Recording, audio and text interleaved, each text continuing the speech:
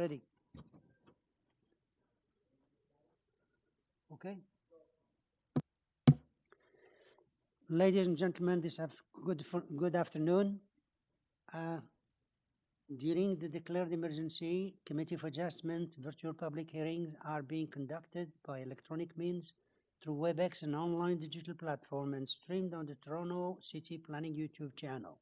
These measures are necessary to comply with physical distancing requirements and in-person attendance limitations. My name is Isaac Lalouz, and I'll be chairing the hearing. The panel members joining me this afternoon are Miss, where is she? Oh, okay. Ms. Atarodi, Mrs. Kind, and Mr. Klassen. City staff will be assisting us today, and the ones here are Mr. Simon Lamb, who is the senior planner, Jenny Kotas, and Brandon Clapp. Participants who have registered in advance will be able to make their presentation to the committee using this WebEx. Anyone wishing to view the hearing may do so by watching on YouTube. These participants will be connecting either by their computer, a phone, or tablet app, or by telephone. All participants will automatically be muted on entry. When your item is called, each participant will be unmuted by the moderator, one person at a time. Only the committee members will be participating by video. Any registered speaker will be participating by audio only. We ask that you also mute your devices until you're called on to speak. For those waiting to speak, please make sure you call with the telephone number you originally registered with. Calling with a different number, you will not be able to speak on the item.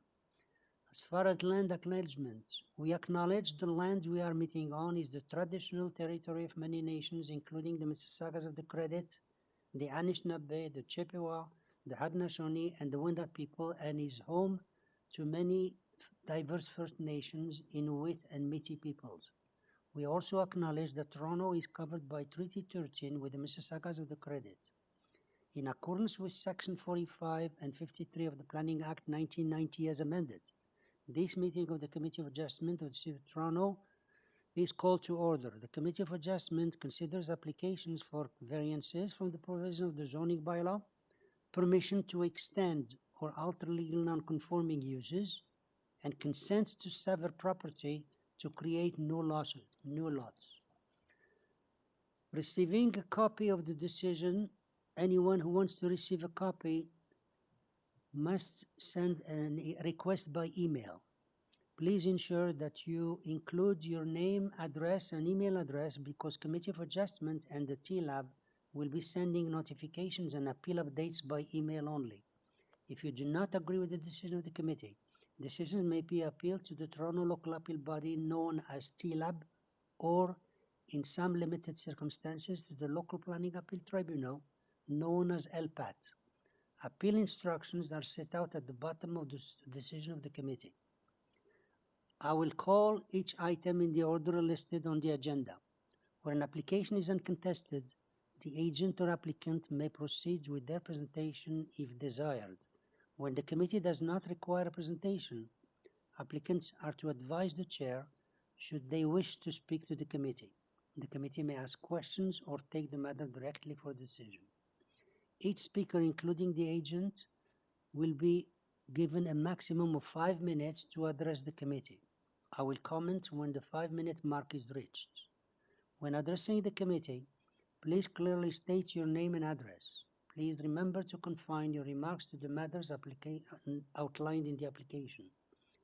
The applicant or agent will proceed first and will make their presentation. Please note that the committee may not entertain revisions to proposals at the hearing today. The committee may decide to defer the application if substantially revised to ensure the revised application is accurate and that all those entitled to receive a notice are informed of the changes. Then individuals in support or in opposition to the application will be invited to speak. Committee members may ask questions of each speaker at the end of their presentation, and when all speakers are finished, The applicant agent has the chance to address only those issues that were raised by the speakers. This will mark the end of the discussion, and the application will be taken to committee for a decision. Now, for this afternoon session, members and staff, any conflict of interest to declare? No? Okay, we have one item here to defer, which is item 29. Item number 29, which is 57 HEMFORD Crescent, application number 29. And we have here the Marin Zabzoni. Marin Zabzoni, are you there? Good afternoon, Mr. Chair. I am Marin Zabzuni at 1140 the Queensway. Okay, could you please tell us what's the reason for your request for the deferral? The reason being the client wants to speak to neighbors a bit further. We did resolve some concerns with one of the nearby neighbors. We're still working with others in terms of landscaping, tree removal, and all that, and to make some adjustments. Okay, you don't have to elaborate. So that's to confer with the neighbors. So that's we don't have any other speaker here. Members, any question or motion to defer? Ms. Atarodi? Through you, Mr. Chair, I would like to put forward a motion to defer this application so the applicant have time to talk with the neighbors. Sine die. Thank you. Second? Mrs. Kind, all in favor? Okay, sir, your application is deferred sine die, and check with the staff when it comes back, okay? Thank you. Okay. Now we're going to go back to item number 21 from this morning, which we had to, the agent wasn't available. Could you please tell us, Mr. Moderator, if they're still here? Okay. I'm of the understanding that there is someone here to represent. I think Terry is the name. For number 21. That's for number 21, right? Okay. What's the name? Okay. Is there anybody here to speak for 5 FRIVICK Court, application number 21? Anyone to speak for this application? Hello? Anyone here? We had.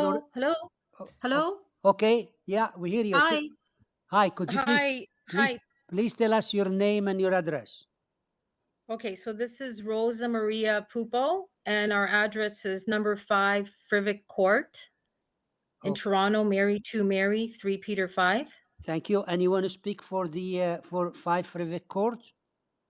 Yes, my husband's with me, Eleftherios Apostolou, and I just wanted to apologize to you, Mr. Chair, and the committee members. I had signed in with our other names like Rosemary, so that's why we weren't there. We were here this morning, but yeah, okay, we weren't speaking. I'm sorry about that. That's okay. Yeah, we had it for this morning, but we put it for now. So let me just take a look here and see if the members need any presentation. Members, we have here a second story addition, 3 variances, look very minor. Staff report only to build according to the site plan. Do we need a presentation? No? Okay. Okay, could you please tell us, Ms. Rosen, we don't need the presentation. Do you want to add something before we move to the decision? No, just thank you very much for your time. Yeah, thank you. Okay, so any question for the speaker or motion, please? Ms. Atarodi? So, Chair, I want to put forward a motion to approve this application with no condition. The condition of the staff. There is a staff condition. Oh, yes. Sorry, that that the proposal be constructed substantially in accordance with site plan drawings attached. Okay, thank the you. report. Second, Mrs. Kind, all in favor? Okay, your application is approved, subject to the condition we mentioned by the staff. Okay? Okay, thank you very much for everything. Thank You're you. welcome. You made a good presentation. I had one, but that's okay. Okay. I'll show you. Thank you. All right, so we go to the number 23, huh?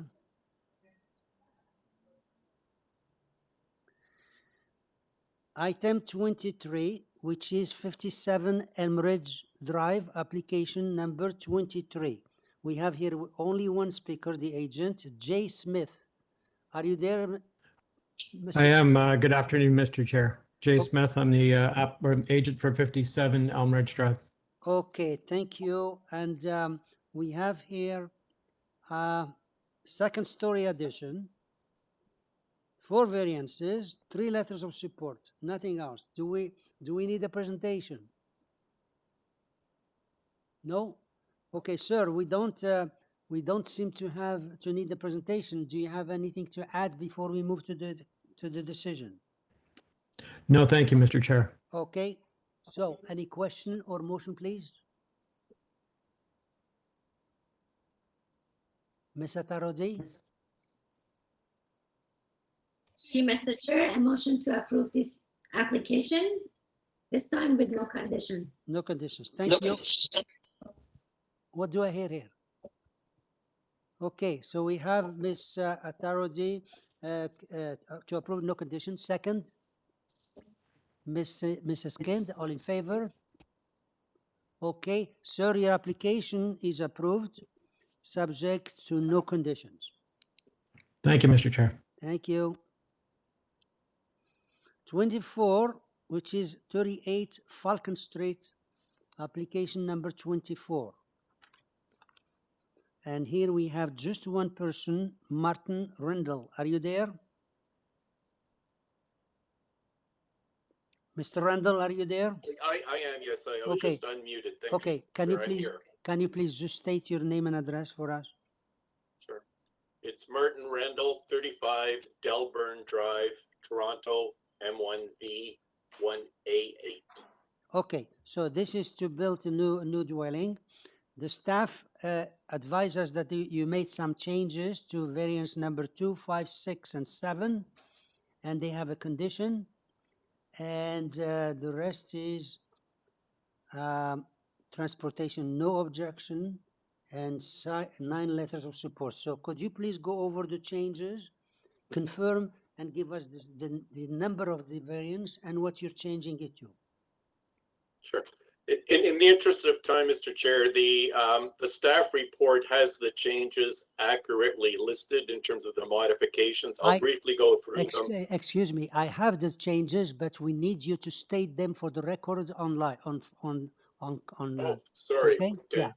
So please go ahead. Okay, the changes are variance number 2, the front and rear wall heights are reduced to 8.99 meters. Variance 5, the building height is eliminated. Yeah. That's under bylaw 569/2013. Variance number 6, the FSI is reduced from 0.67 to 0.653. And the last change is to variance number 7, which is the building height under bylaw 438AG6. The building height is reduced from 9.31 meters to 9.15 meters. Okay. Yeah, those exactly the changes the staff mentioned. So that's what you want, and you're okay with the condition. Yeah, I'm okay. I agree to all the conditions. The staff report really is the product of the discussions we've had with planning staff to arrive at their recommendation. Okay, so please go ahead. Do you still want to make? You have the right for 5 minutes if you want to make presentation. If not, we'll move to the committee. Yeah, very briefly, it's a proposal to build a two-story house. You have letters of support from all of the surrounding neighbors, 3 doors up, 3 doors down, and across the street. We've worked really well with planning staff to address their concerns about the height of the front and rear walls, as well as the building height. And you'll see on the side elevation that staff have put up here, the areas outlined there in red. We've also stepped back the front and rear walls to mitigate the visual impact of the height of the front and rear walls. And again, all of those were reviewed with planning staff who bought into those changes. The other variances in terms of building depth, you can see here, it's a minor 0.98 meters extension beyond 17 meters. I've described the building heights. The parking space in the front yard, you have a comment letter from Transportation who has no objections. You may know this is in Davisville Village, where the bylaw does not permit integral garages. And the lot is simply not wide enough to have a driveway leading to a parking space in the rear. And the owners currently have a licensed front yard parking pad, so the streetscape essentially will remain the same here. And as you'll see in the transportation commentary, they have no objections because the parking space now moves entirely onto private property. It no longer is on the boulevard. Also, as staff scroll through my letter, I've included some recent decisions of the committee in the area for similar types of variances, and simply to note here that numerically and substantively the variances being applied for here are consistent with what has been approved in the area and what the committee has found acceptable in the area. Lastly, the canopy projection on the north side yard is again no objection from the neighbor to the north, and in fact that canopy matches the projections on the house to the north. So from an urban design point of view, it's complementary to what we have there. My opinion with respect to the tests, all 4 tests are met, and in my opinion the variances are minor. Happy to answer any questions that might remain. Thank you. Any questions for this gentleman after those changes? If not, can I have a motion, please? Mr. Klassen? Yes, thank you, Mr. Chair.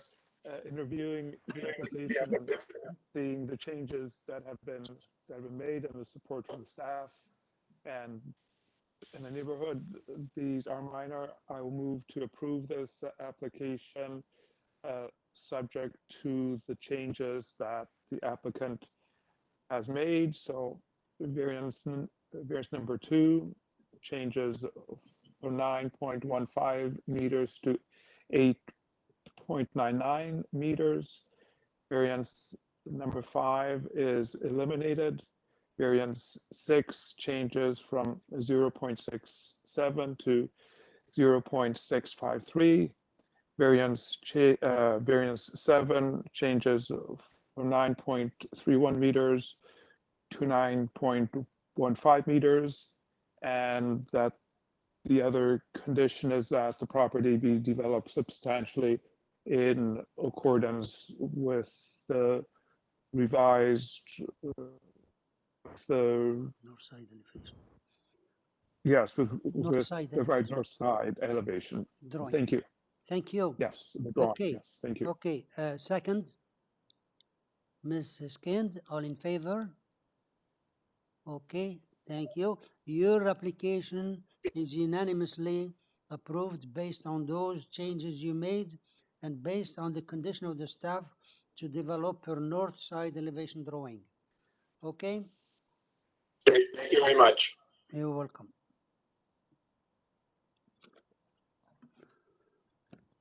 Okay.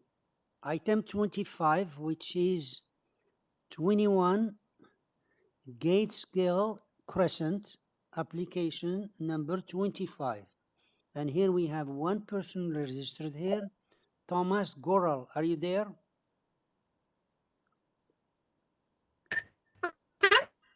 Thomas Goral?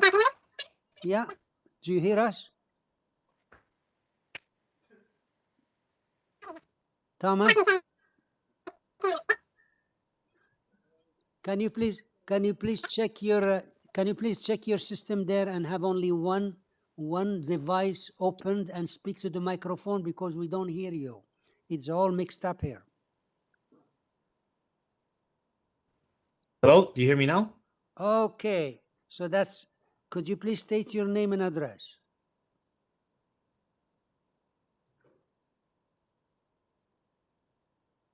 Now we don't hear you. Can you please say your name and address, please? Yes, hello. Do you hear me? Hello? Yes. So your Yes, name. good afternoon, committee members. Okay. Your name and address. Yes, good afternoon, committee members, chair and committee members. My name is Thomas Grahl. I'm the agent for the owners of 21 GATESGILL. Okay, just hold on, please, 1 second. We have this a second story addition, 1 variance. That's it. So do we? I don't see the members. 1 variance, nothing else. Do we need a presentation? No. Okay. Sir, we have. We don't need a presentation. We can go directly to make a decision. But did you want to say something else? Did you want to say something before we move? No. No. Okay. No, I think it's pretty straightforward. Thank you. Can I have a motion, please? Unless you have a question, Ms. Siskind. Mrs. Siskind, go ahead, please. Yes, thank you, Mr. Chair. I have reviewed the materials and I do agree the single variance that is being applied for is minor in nature. It's certainly, the proposal seems to meet the 4 tests that are required. And I do find the variance to be minor in nature. I recommend to approve this application without any conditions. Thank you. Second, Mr. Tarodi, all in favor? Okay. Okay, sir, your application is approved and there is no conditions.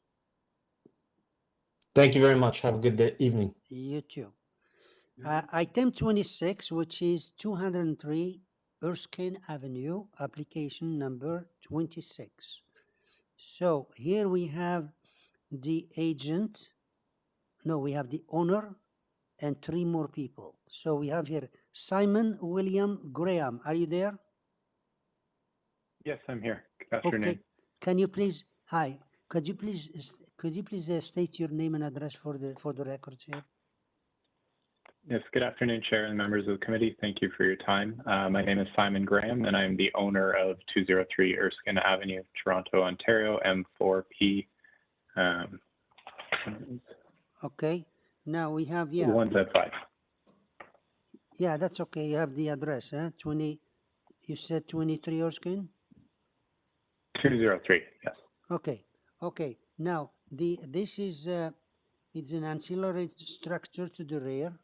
2 variances. We have forestry and 1 letter of objection, 1 letter only. But we have here 3 people registered to speak. So because we have more people registered, we'd like you to make a short presentation so we can move with the other ones. Yes, thank you. So this is a request for an auxiliary building at the rear of our property for yard storage, tools, bikes, sporting goods, etc. We have strategically located the proposed building to meet the desired size and place to meet the requirements set out by our arborist report as a high priority to maintain the protected trees in both my yard and the neighboring 205 Erskine Avenue. We do have letters of support from both the adjacent neighbors on the side lots of 201 and 205 Erskine Avenue.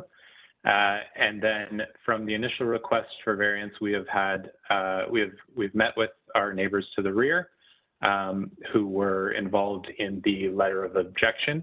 And I believe we have come to an agreement with some minor revisions to the plans. So I'd like to go over the revisions. They would be, so for chapter 10, 10, 60, 71, where the permitted maximum lot coverage of the ancillary building and structures may not exceed 5%. We're still looking to keep that at the requested 12.35%. It will likely end up smaller with the reductions that we're going to make for the next clause. So for chapter 10, 5, 60, 22B, which is if an ancillary building or structure is located on a lot with a depth of greater than 45 meters and its height is greater than 2.5 meters or its floor area, including areas of purpose of parking is greater than 10 square meters.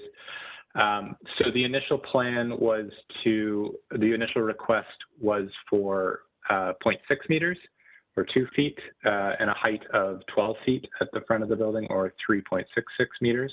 But we have discussed with the rear owners, and we're proposing to revise this from 0.6 meters to 1.2 meters from the rear lot line, or 4 feet, with a revised height of 3.2 meters or 10'6" at the north end, and 2.9 meters or 9'6" at the south end.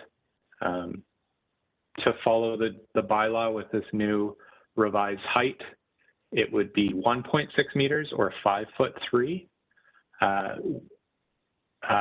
for half the height of the building away from the rear lot line. So we're proposing a 2 foot difference, from 1.2 meters from the required 1.6. There are some other commitments we've made to the neighbors regarding their acceptance of our revisions, to revert or divert all rainwater from the rear of the building to the front and back onto our property, to select a siding material that's a darker matte to reduce reflection, work to rebuild the fence between per city bylaws and split between the owners of 25 Alvina Gardens, and to plant acceptable hedges of 6.6 to 7 feet for beech, or 8 to 9 feet for evergreen along the rear of the property on the 203 Erskine side between the fence and new auxiliary building. And I believe the 3 other participants are here to confirm that. So if anybody has any questions or objections, let me know. Okay, we want to know what we decided on. The 2 variances in front of us, one is asking for the structure to 12.35%. You're not changing that, are you? Okay, the next one, you originally asked for 0.6 meter, and now are you telling us you're changing it to 1.2? Yes. Okay, so the 0.6 is changing to 1.2 meters, but anything you said about the height is not creating any other variance, is it? Right, it's just a commitment to my neighbors. Okay, all right. So the change is, it changed the just 1.2 instead of 0.6. Number 1 variance does not change. So let's hear from the other ones and we'll come back to you. We have here Kelly Whitmarsh. Are you there?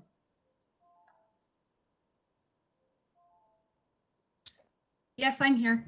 Okay, can you please state your name and address for us, for the record here? Sure, it's Kelly Whitmarsh, 25 Alvina Gardens, M4P1X7. Okay, there's a concern here, or you want to support the agent? What's going on?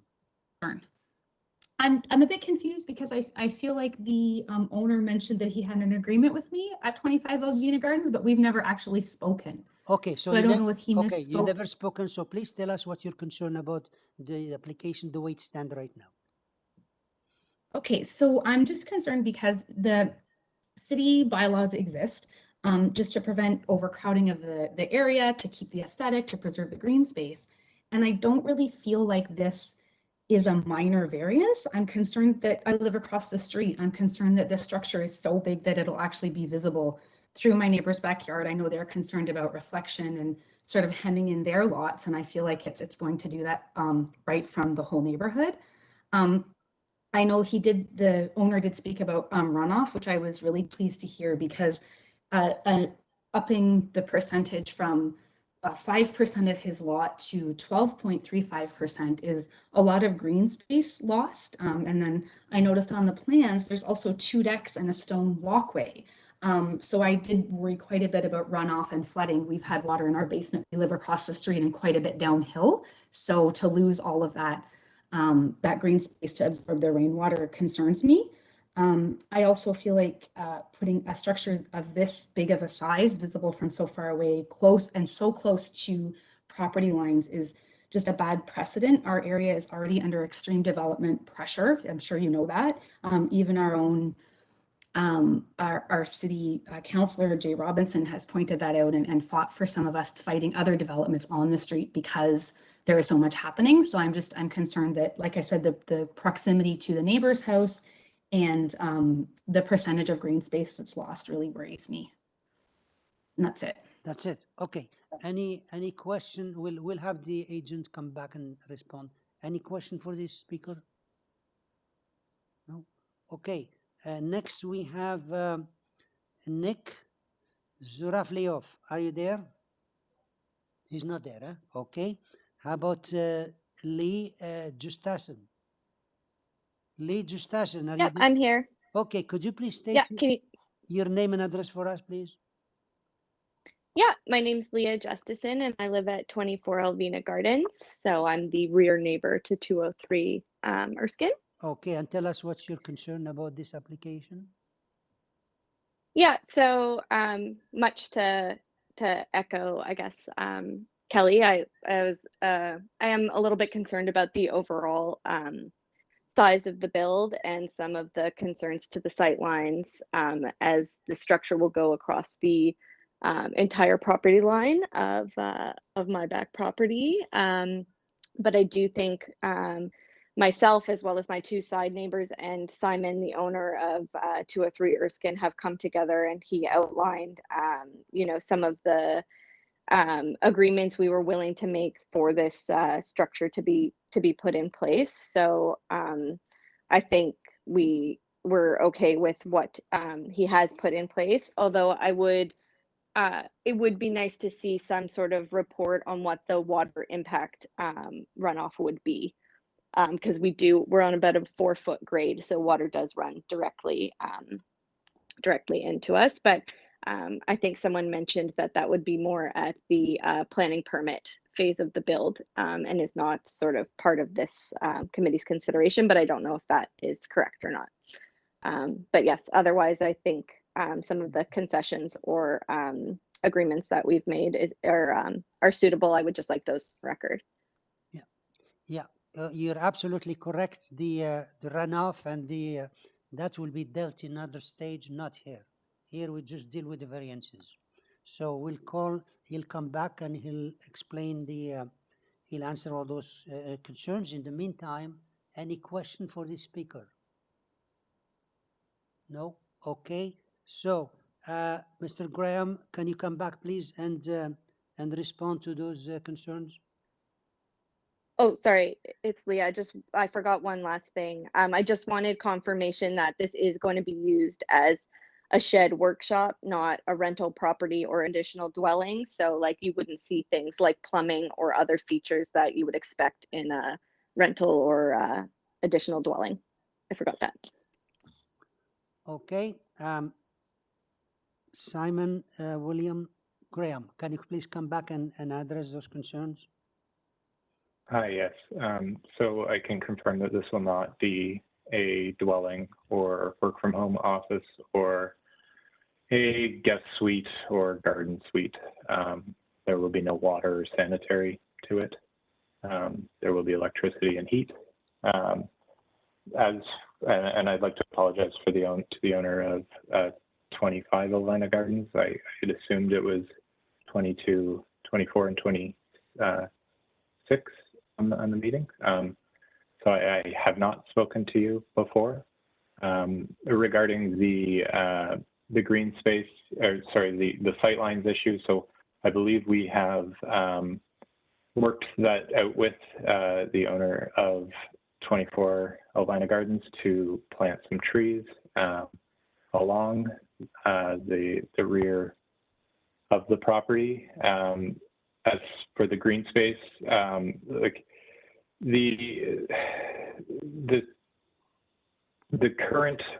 my current backyard has a deck, a large deck, and we're planning on replacing that with stone.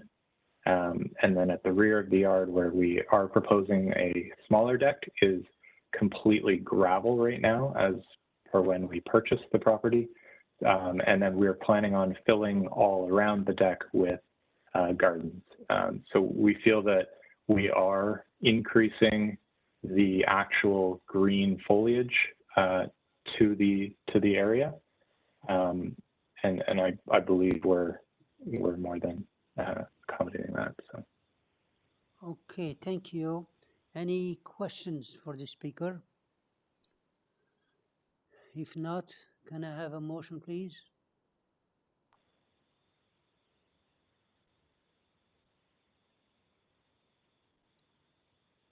Mr. Tarodi? Mr. Chair, I put forward a motion to approve this application with the changes that applicant provided on the floor, such as variance number 2, the proposed rear yard setback for the auxiliary building is now at 1.2 meter. And there is also subjected to forestry. Okay, yeah, condition forestry. Thank you. Second? Ms. Skind, all in favor? Opposed? Okay, Mr. Clausen is opposing. Sir, your application is approved, subject to the change you made, and subject to forestry. So that is the. Thank you very much. Okay.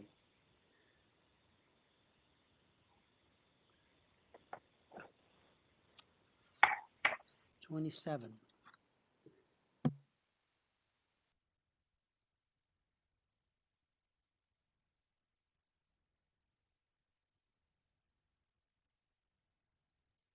Thank you. Okay, item number 27, which is 117 Sheridan Avenue, application number 27. And for here we have Vito Schiavoni. Are you there? Yes, can you hear me? Yes, we hear you very good. So could you please give us your name thank and you. your address? My name is Vito Schiavone. I live at 92 Havendale Road, Scarborough. Postal code is M1S 1E5. Thank you. And I'm the owner of the building at 115 Cheritan Avenue. Oh, okay. Now, hold a second. The agent is Vito Schiavoni, right? Yes, I'm Vito, yes. Yeah, you're Vito. But you said you're the owner of 121 Sheridan? No, that's my neighbor. That's neighbor. Yeah. That's the neighbor. 119 and 121 Yes. Sheridan. Yes. That's the Those neighbor. are letters. That's information I sent for previous approvals for the same type of. Yeah, all I asked for you is your own address. So your address is 92, right, Havendale? Where I live is 92 Havendale. That's all. And that's all I know. Yeah, that's all I want. Okay. Okay, so we have here like an additional unit in the basement. We got 4 variances, and transportation has no objection. TRCA has no impact, no objection, and 1 letter of support. So this, could you please cover this unit which is not permitted? So could you please explain that? And you have 5 minutes to tell us the merit of your application, because we have 2 more speakers here. Okay, so the application is for a unit, a 34.1 square meter unit, apartment unit within the envelope of the building. And currently it's a storage. It's just used for storage.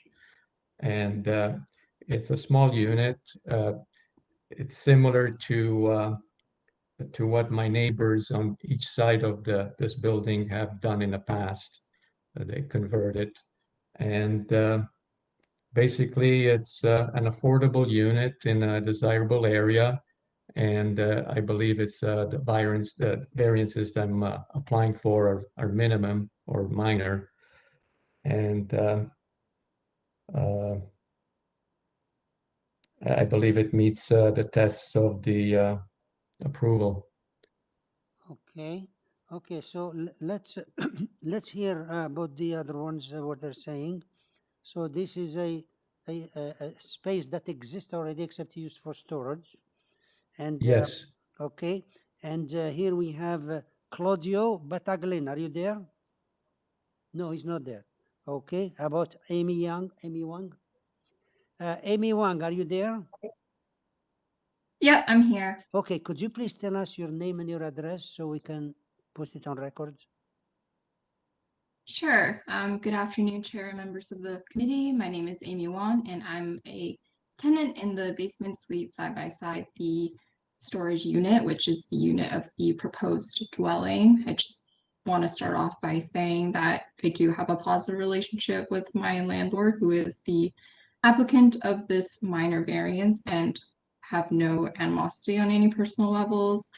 The reason I'm here is to voice my concerns towards the disruption of the development to my quiet enjoyment of my rental unit. So specifically, the minor variance would significantly impact my quiet enjoyment, as my bedroom and the den is sharing a wall with the proposed dwelling.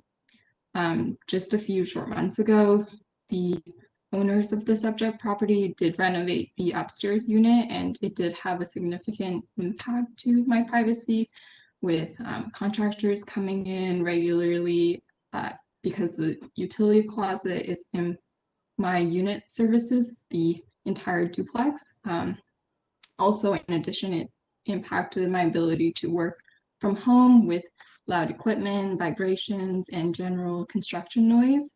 So I do suspect that this would be the same process for this proposed renovation. So having already gone through that experience, I know that this proposed dwelling will affect me greatly. So anyways, I do understand the need to develop new affordable housing units for the city. However, it is at the expense of others, and I wanted to voice my opinion. So in summary, I do love my unit and have been a great tenant taking care of the space, and it has been disappointing to hear of the proposed development and how it will impact my peaceful enjoyment of the home, and hope that my raising of the concerns may help come to the table to produce a win-win solution and maintain a positive relationship. So thanks everyone for your time and understanding. Okay, yeah, stay right there, please. So you're concerned about your privacy during the construction and all that stuff. So let's see, do we have any question for the speaker? No. Okay, so we'll ask back Vito. Could you please return back and tell us what you say about these concerns here? Well, yeah, I know Amy. She's been a great tenant. I've accommodated her in many ways that I could to make her, enjoyment of the unit there. She's been a very good.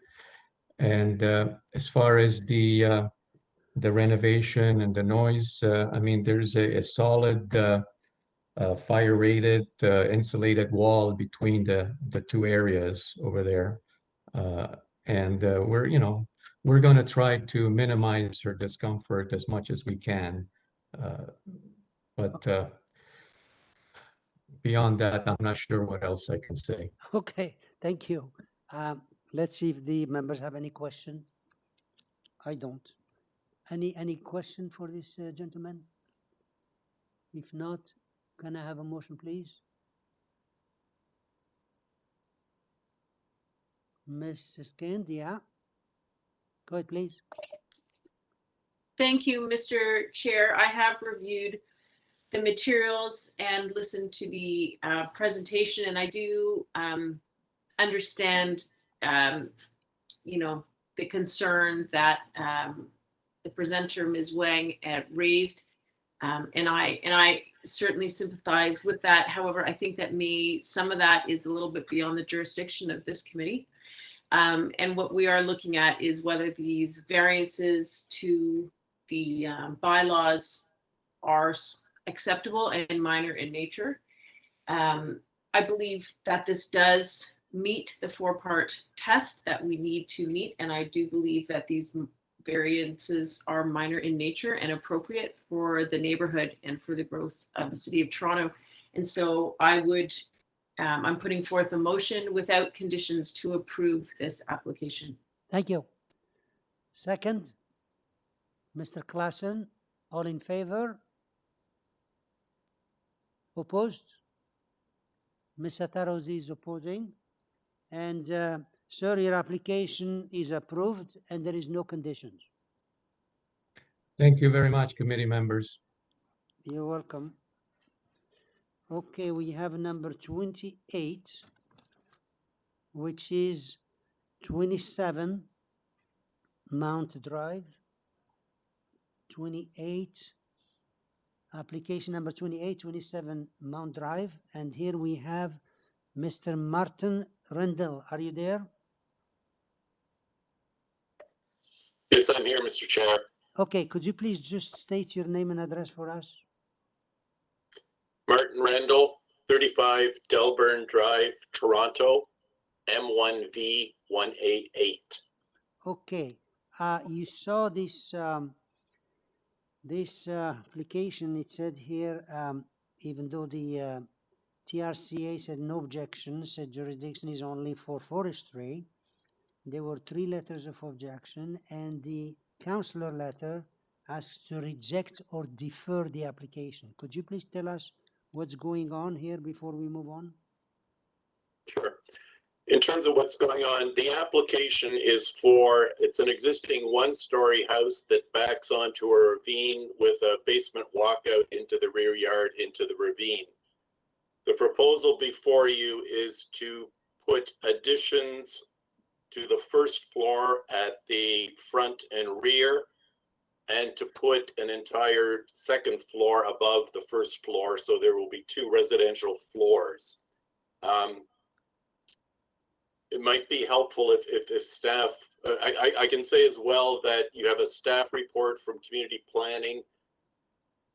We agree with the conditions in that report. The chief change to the variances is to variance number 4.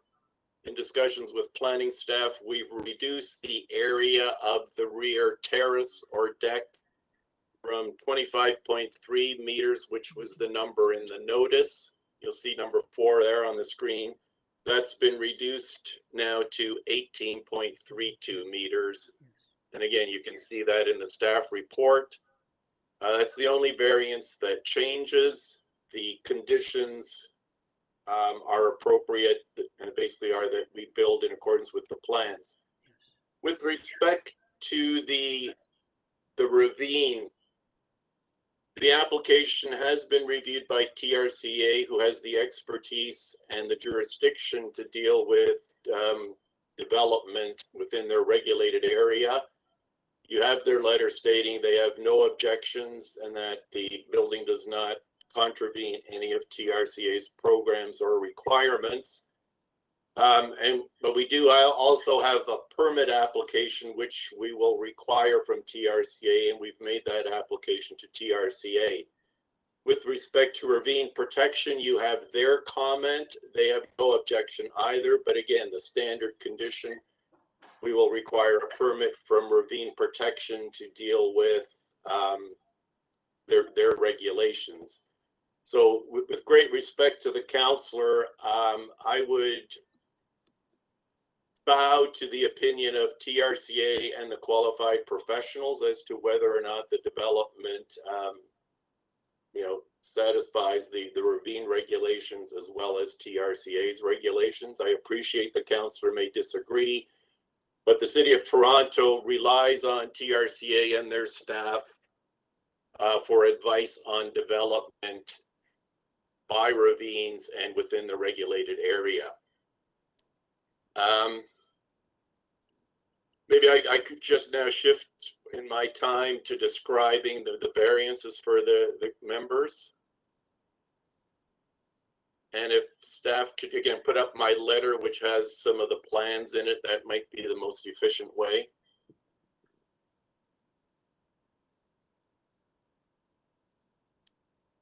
So the many of the objection letters deal with the proposed height, and what we have is essentially, this is the front elevation, a 2-story flat roof house. The height of the flat roof portion is 7.1 meters. The maximum height in the bylaw for a flat roof is 7.2. So the area, the top of the second floor addition complies with the zoning bylaw. The height variance is for that red sort of circled area, which is the clear story above that. There's no living space in there. It simply is a series of windows that provide for light to enter the interior of the building. And then in the bylaw 569/2013, height is taken to the highest point of the building. So it includes, in this case, the clear story. I think some of the residents may not have reviewed the plans, and when they saw the height numbers, especially the number for the North York bylaw, assumed that this was an entire sort of second and third story at that height. But you can see that the height really applies to a minority of the elevation of the house. There's staff are showing now there's a variance. This is the front of the house, and there's a small courtyard adjacent to the front door of the house. And for privacy purposes, there's the L-shaped, it's referred to as a fence, architectural feature, whatever you like, but it's basically providing privacy for the courtyard, and that variance is to allow for that to be in the front yard. The illustration here shows the reduced area of the rear balcony, and we've pulled it to the left of that drawing to be the 18.32 meters proposed. Yeah. Lastly, the side yard setback variances. These are additions going up, and the side yard setbacks essentially allow for the existing side yard setback and walls to be continued. Excuse me. I think it's enough. You passed your time, and we have enough. We'll get you back after we speak to the other speakers. Okay? We see if we had enough.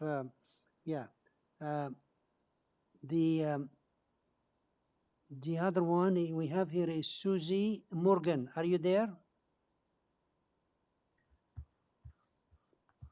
Susie Morgan. Yeah, hi. Hi, could you please tell us your name and your address?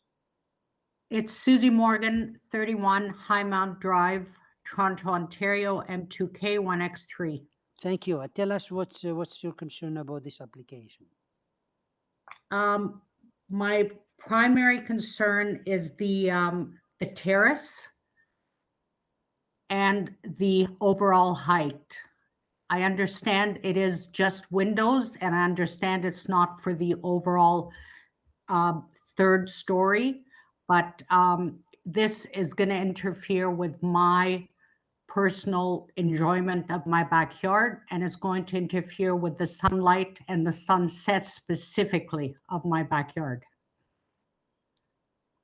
Okay, that's the only objection you have. Let's see. Yeah, well, it's pursuant to the letter, and I don't mean to say that everyone has a right to build the certain streetscape, which I certainly would agree with, but I understand that it's the owner's property and they can develop it any way they like. But the restrictions are there by the city planning and they should be adhered to with the height specifically. And the square footage, I understand, of the second story platform terrace has been reduced to 18.32, but I'm in strong objection to that as it will intrude into my privacy of my enjoyment of the backyard. Okay, so okay, so you disagree with the change, even 18.32, and you're concerned about the height. So let's see, members, do we have any question for this speaker? No? Okay, so that's the only speaker we have. We'll get back the agent. Mr. Randall, could you please come back and give us your reply to these concerns? Yes, thank you. With respect to the neighbors, Ms. Morgan lives at 31, which is 2 properties to the north. Both adjacent neighbors, who I would suggest are, if anyone is affected, the adjacent neighbors are affected more than Ms. Morgan is, do not object to the proposal. And in fact, where the owners reviewed the plans with them, they have no objections to the plans.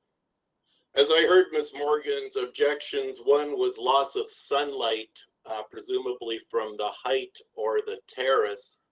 Again, if you recall the front elevation, the height variance is for the clear story. Again, with respect to Ms. Morgan, I don't see that clear story, basically 2 properties to the south of her, would diminish any sunlight falling on her property. And then with respect to the intrusion of the terrace into her rear yard privacy, if staff, the side elevation here. So this is the elevation of the terrace, and you can see that there is screening there on the left, which is a typical measure that the city uses to ensure privacy from decks to adjacent properties. There is heavy vegetation in the ravine. Mr. Randall, could you please speak a little bit far from the microphone because you're echoing here. Okay, sorry. We can't even hear it. Okay. The previous elevation that staff had up showed the privacy screen, the solid privacy screen on the terrace. And again, I said that was a standard feature that the city requires on decks to ensure privacy and reduce overlook onto adjacent properties. The adjacent neighbors, who are much closer to this deck than Ms. Morgan, support the development, have no objections to the terrace, and I'm going to suggest that the intrusion into her privacy is minimal, if at all, from the terrace that she has a concern about. Okay, thank you. Members, any question for this speaker? If not, can I have a motion, please?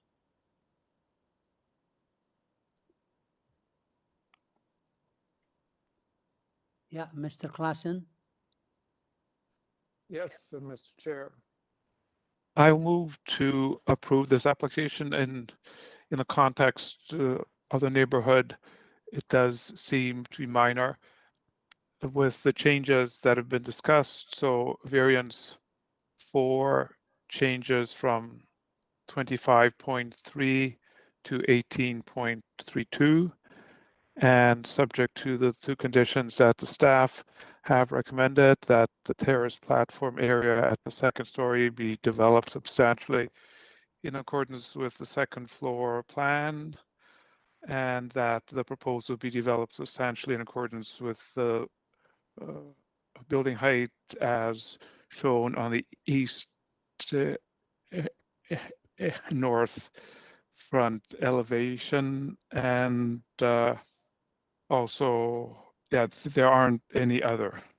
No. There are no more. No, thank you. Very good. Thank you. No. Well, there is a said jurisdiction is only forestry. I don't know. Is there a report for the ravine? I don't see any. Yeah. Okay. Mr. Klassen, if you're okay, there is a report of the ravine. So if you're, Oh, yes. ravine protection. Thank you. And yes, and marine protection. Thank you. Okay, second. Do I have second? No second. Okay, so the motion failed, and I need another motion then. Can I have another motion? Mrs. Kent? Thank you, Mr. Chair. I have reviewed the materials and listened to the presentations made today by the applicant and one of the neighbors as well. And I do appreciate some of the changes that have been made, and I think that it's heading in the right direction. However, I think the issue with variance number 4 cannot be considered minor in nature. And it doesn't, for that reason, it is such a large enlargement of what is really allowed that it is a significant variance. And for that reason, I am moving to deny this application. Okay, Mrs. Kent to refuse the application. Second, do you have second? Ms. Tarodi, all in favor? Opposed? Okay, sir, your application has been denied. Thank you.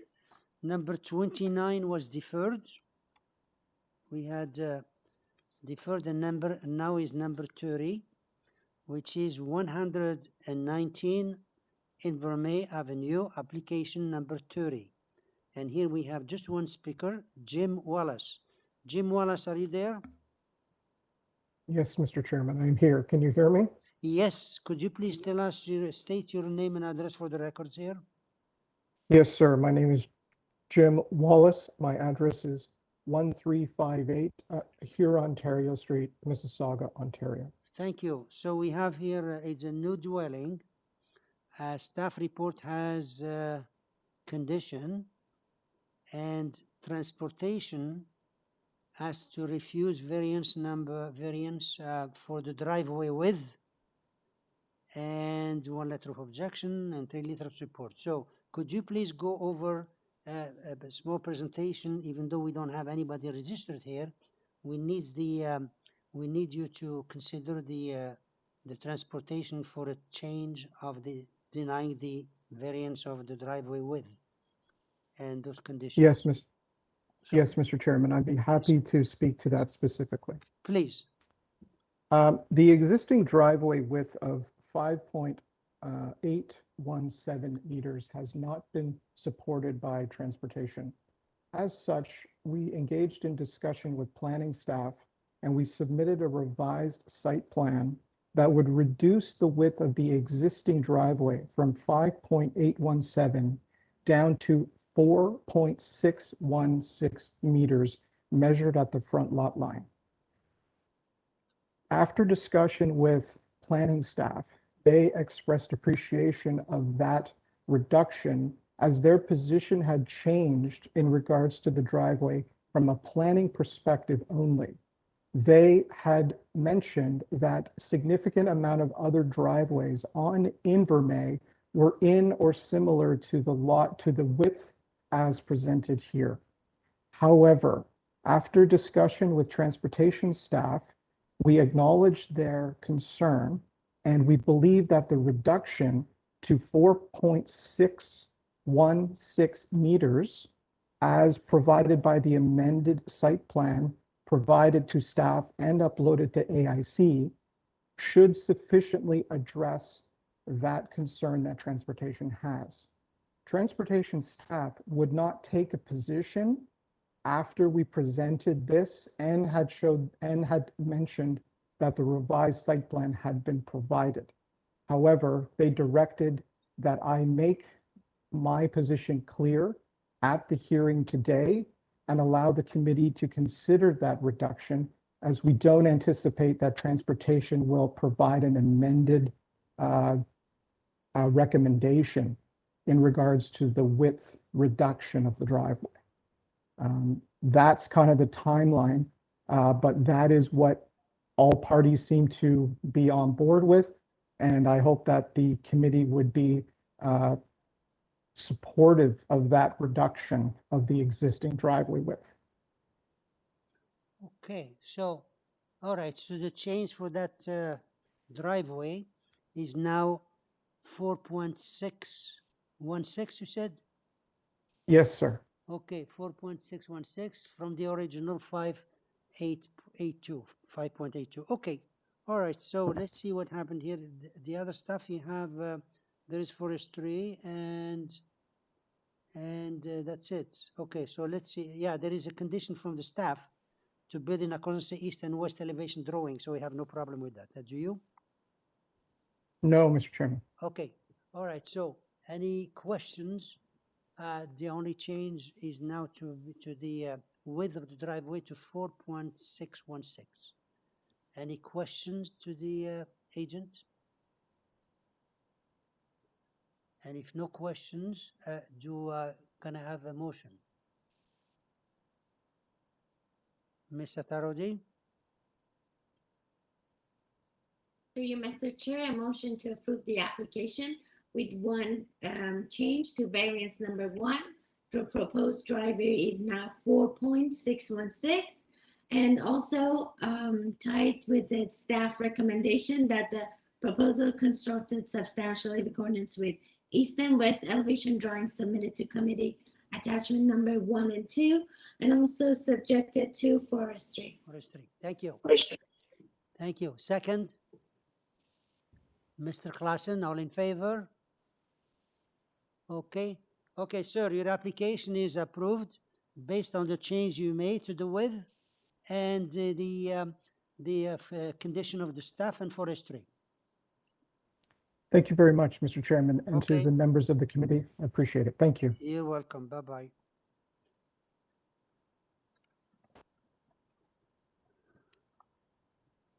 What time is it?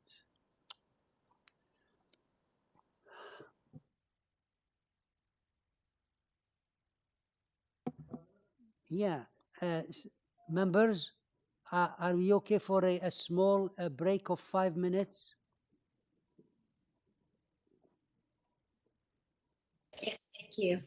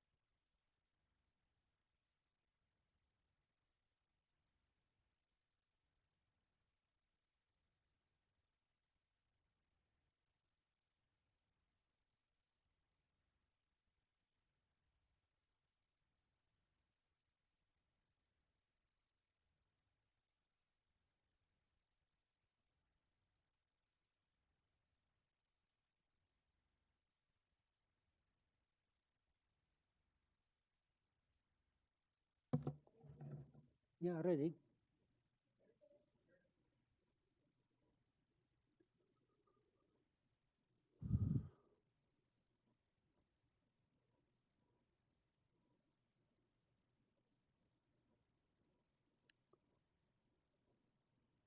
I don't see them.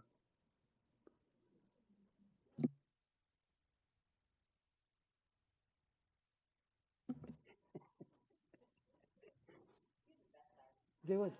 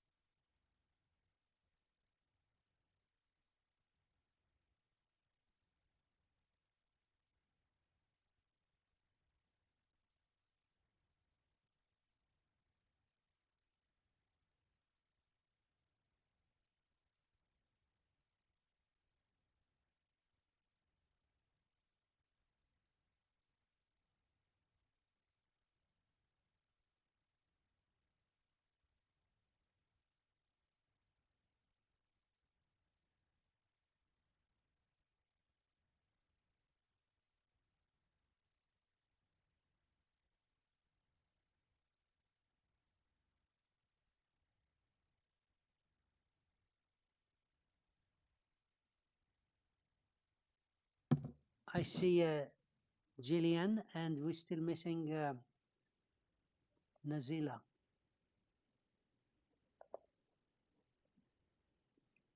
Okay, we got everybody.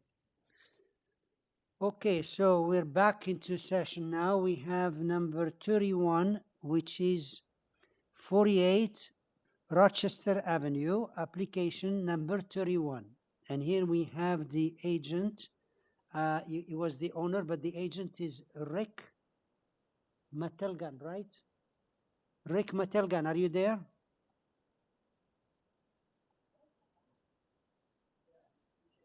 It changed, yeah.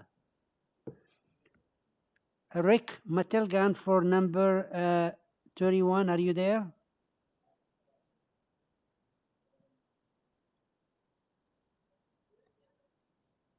He's there, yeah? Yes, yes, Okay. I'm here. Thank you. Okay, are you Rick Matelgan? Yes, I am. Okay, can you please state your name and address for the records here?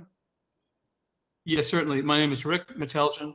My address is 1492 Wallace Road, Unit 9, Oakville, Ontario, and I represent the owners of the property, Lindley and Stuart Edmonds. Yes, we had here the owner speaker, but then later on your name came up. So could you please give us a presentation as to what's happening here? This we have like 14 variances. The staff is asking to refuse the application, and then you said later on you said you want to make changes to the variances.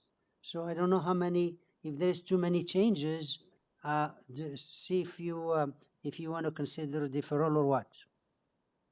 Okay, well, thank you. Well, I would be happy to present first, and then we can certainly have that conversation. So yes, to the chair and the members of the committee, you will know from the letters received and from the staff report that following our submission of this proposal, there was concern in the community. There was concern expressed from staff.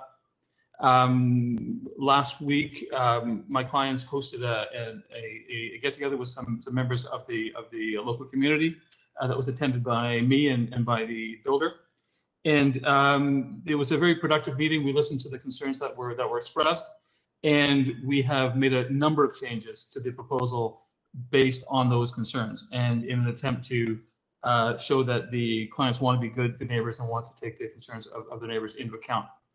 The particular concerns that were expressed were, generally speaking, with the proposed height of the building, with the proposed sidewall height of the building, with the general number of variances, with there was a large patio or terrace on the third floor level that was proposed at the rear yard.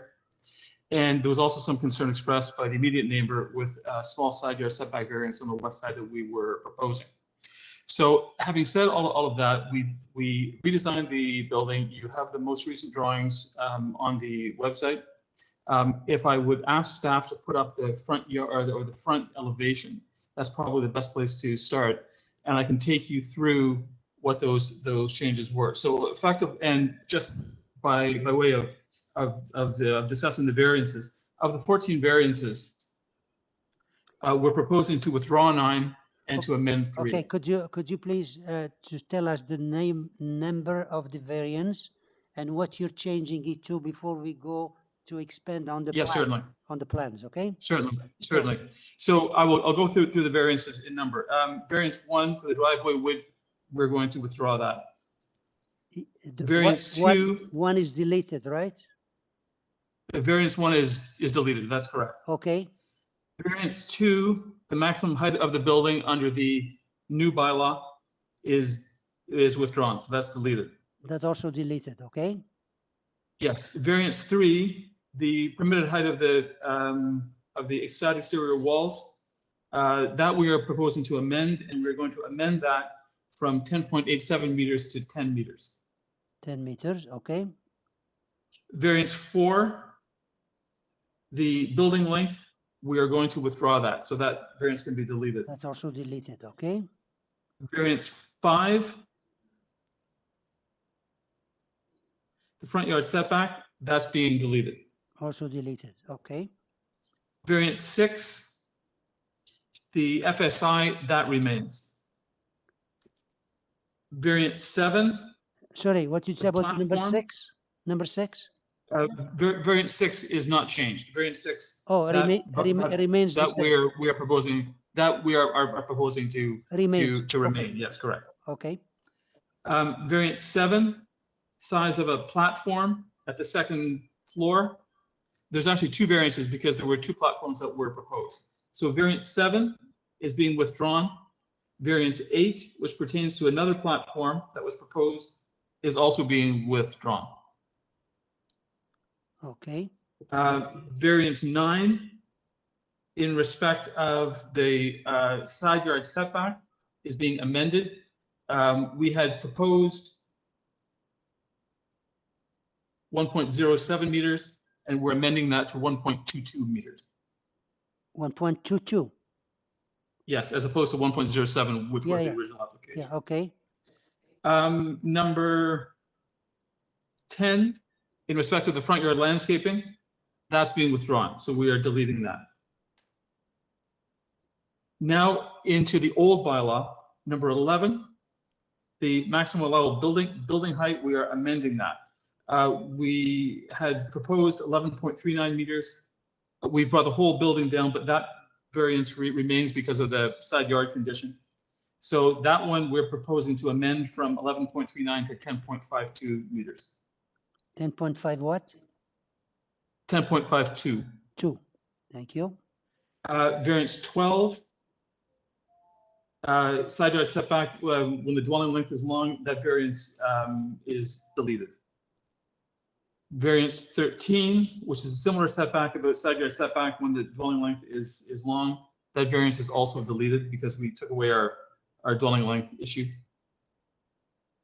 So to repeat, 12 is deleted, 13 is deleted, and 14, in respect of gross floor area under the old bylaw, the variance remains. So effectively, the variances that are remaining are in respect of FSI or GFA, very small variance on the west side in respect of a portion of the side yard setback, and the variance for sidewall heights. And what I would ask is that if staff could, I'd like to talk to all the variances, but I'd like to talk to the sidewall setback one especially, and discuss with the committee the changes that we made to the proposal that were effective. That the most important ones were to eliminate the overall height, but also to eliminate the impact of those side wall height variances. So if I could ask staff to put that drawing up of the front elevation, you'll see that what I've done, or what I provided for the committee, was a drawing that effectively shows the profile of a building that would be allowed. There we go. So if you look at the, so we go back, if you look at the upper drawing on that sheet, that sheet, the sheet before this, please. Before that, there, that drawing right there. Oops, it keeps moving.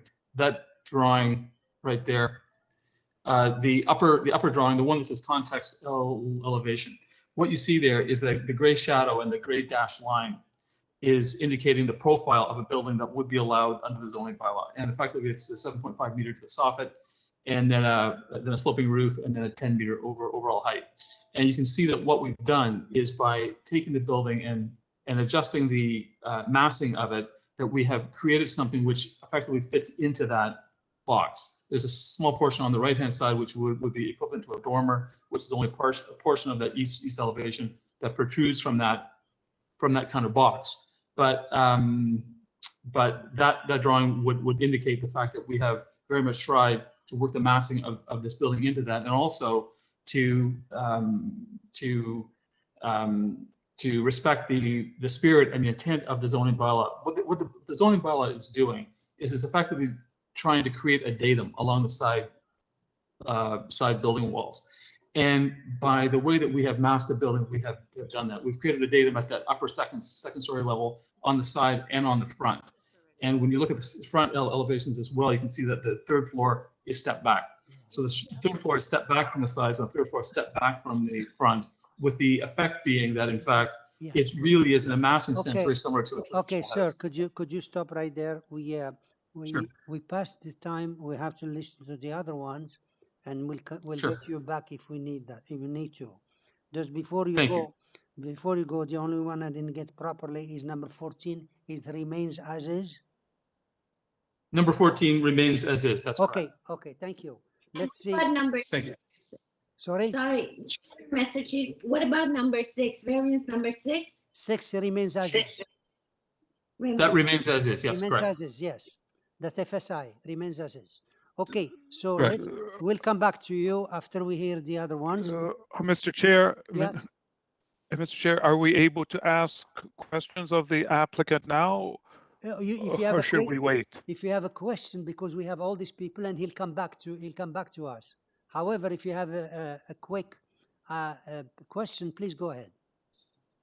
Well, it's a quick question. I'm curious as to why he's come to us with so many revisions, which is a waste of many people's efforts and times. I think if there are this many revisions so close to the date of the hearing, it creates problems. Mr. Klassen, you took it away from my mouth. I was just about telling him, how are all these people who are coming to talk are going to reflect and going to see how this will be affecting them without having to study it before. The whole thing is changed like a different application. You're right. You're absolutely right. So, Mr. Chair, I also want to point out that what was put up on the screen before, the numbering is off from what the agent was talking about. So it was a bit confusing. yeah, well, what he's proposing right now is what he wants, regardless of what's there, what was before. The question is, Mr. Klassen is right about the so many changes. How do we see it, and how do people? So let's hear from one or two people and see if this makes any sense. We have here, they came here, we have to listen to them. So, okay, we have here Peter Osborne and Christine Montgomery. Are you there? Can you hear me? Yeah, we hear you. Thank you, Mr. Chair. Yeah, can you please give us your name and address and tell us how you got all these changes, if they make any sense to you? My name is Peter Osborne. I live at 39 Rochester Avenue. I fully support Mr. Klassen's concerns, sir, and I would ask that the committee defer this application so we can consider these. We have significant concerns with the application, and as I understood the presentation just a few minutes ago, I still have significant concerns, but I will say it was very confusing for a number of reasons, not the least of which is the fact that the numbers have changed. And as you say, we haven't had a chance to digest all of this and consider this. I have substantive comments, but I would ask that the application be deferred. Thank you. Yeah, this, okay. Let me ask the agent, because we're, if we want to vote on the deferral, we have to see what he says first. Mr. Matilgan? Matilgan, yes, that's correct. Okay. You see what we mentioned before? We have, it's very, all these changes are difficult to digest for us and for the people. So there is a question and to defer the application. That is the proposal. Are you okay with the deferral? And you tell us what you want to do after that. Yes, I think that having heard the comments from the chair and from the committee, okay, I think that it likely does make the most sense to defer, to give all a chance to thank you to look at this again, and to give us the chance to meet with the community and to explain the nature of the changes. So we would accept that deferral. Thank you. That's what we asked you from the first place. Okay, so let's hear. Peter is okay with that. Chris Foucault, are you there? I am. Okay, can you please tell us your name and your address? My name is Chris Foucault. I live at 52 Rochester Avenue, the home that's located directly east of the subject property. Okay, so we have a request here to defer the application, which means we're not going to discuss it today, but it will come back when it comes and we'll be notified of that. Are you okay with that? Yes, I'm in agreement with that. Thank you. Beverly Thompson. She's not here. Okay. Norer Yeresizan. Yes, Norer Yeresizan. Okay. Could you, did you hear what's number? Yeah. Yes, 35 Cheltenham. We're on the, I guess our backyards are sort of diagonally across from the subject property. Thank you. Okay. And I'm in agreement as well with the deferral. Of Perfect. Thank you. That's what I want to ask you. Okay. Mike and Annabelle Kalmar, are you there?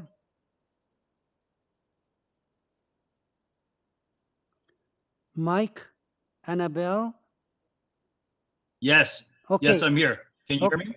Yeah, yeah. Could you please state your name and address? Yes, my name is Michael Kalmar, and my address is 44 Rochester Avenue. I live immediately to the west of 48 Rochester. To Okay, the so, applicants. so you heard about the deferral. You're okay with the deferral?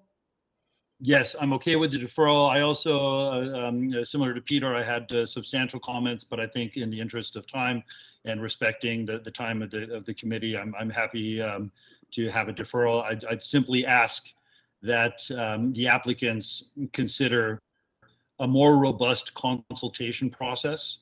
Yeah. This has been rushed throughout, and despite repeated requests to understand their intentions, we haven't gotten any information in some cases up until this morning when anyways, the question now is just a deferral, and we'll be discussing it later when it comes up. Okay, so you're okay with that?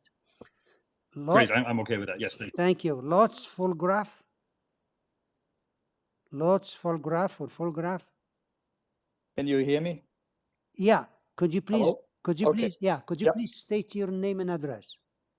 Sure. My name is Lutz Fulgraf. I'm speaking for the Lawrence Park Ratepayers Association, and their address is 3219 Yonge Street, Box 239, Toronto, Ontario, M4N3S1. I'd recommended deferral several times to the applicants, and therefore I'm very much in favor of Mr. Klassen's proposal. Thank you. So we're there now. Okay. Brian and Nicole Swales. Brian and Nicole Swales. Yes, I'm here, Mr. Okay. I'm here, Mr. Chairman and committee members. Can you please repeat your name and address? We live at 40 Rochester Avenue in Toronto.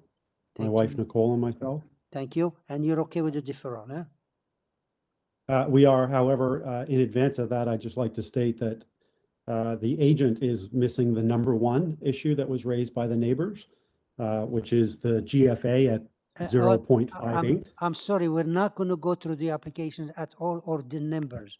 Those are the things to be discussed when we have the application to be discussed. Right now, just the deferral. And the deferral at the time you'll be advised, and everything will be discussed at that time. Understood. Okay, so you're okay with the deferral? I am. We are. Thank you. Thank you. Okay, now we have Jim Gentos. No, he's not there. Okay. How about Ian Stewart? Are you there? Yeah, yes, I'm here. Okay, could you please tell us your name and your address, because we don't have your address here also? Ian Stewart, 87 Rochester Avenue. Okay, so this application, there is a request for deferral, and meaning we're not discussing it today. Are you okay with that? Does deferral mean that this application is withdrawn and then resubmitted with the new proposal? You got it. And we'll be discussing it. No, it's not withdrawal. It's deferred. Means we're not discussing it today. It will come back.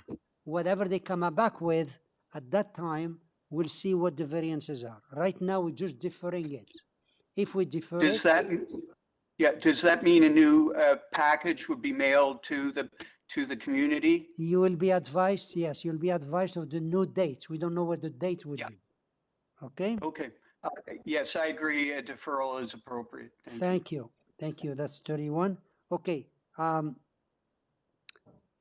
Any question to this, Mr. Matilgan? Mr. Chair.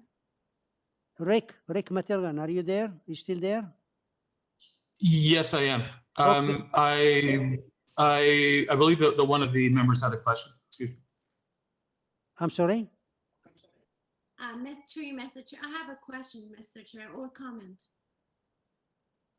For the deferral, eh? Regarding the deferral? Yes, Yeah, okay. regarding the deferral. Okay. So my comment is that this application the applicant eliminate 9 variants, modify 3. So when something like this is changed, this is completely a new application. Normally we defer when there is a minor change or a typo, or there is a neighbor who haven't got the letter, not when someone come with 12 modification, 9 deleted. So when they do all these changes, this is completely a new application. And staff already prepared the report. Neighbors take their time, review, and come. And I mean, a lot of people are waiting in line to get their time. I think it's not fair to anyone. I mean, when someone want to change all those applications, we're actually dealing with completely new application. This is not an application to defer. So I believe that it's not, I'm objecting to deferral, although the applicant won, but I think it should be another application. So this is for me, it's a refusal. Okay. We can just, that's my comment. Mr. Chair, why don't you just hold a motion on a deferral and then the member Yeah, can that's exactly what we're gonna do. Yeah, that's exactly what we mentioned before, that the too many is not fair, and there was a request to defer, and that's what we dealt with. Now we have to deal with the deferral. Now, when I come back to you, to the members, you tell me, what about the deferral? Do you want to defer, or you oppose the deferral? Okay. Yeah, I'm asking your motion to defer or not to defer. Mr. Klassen?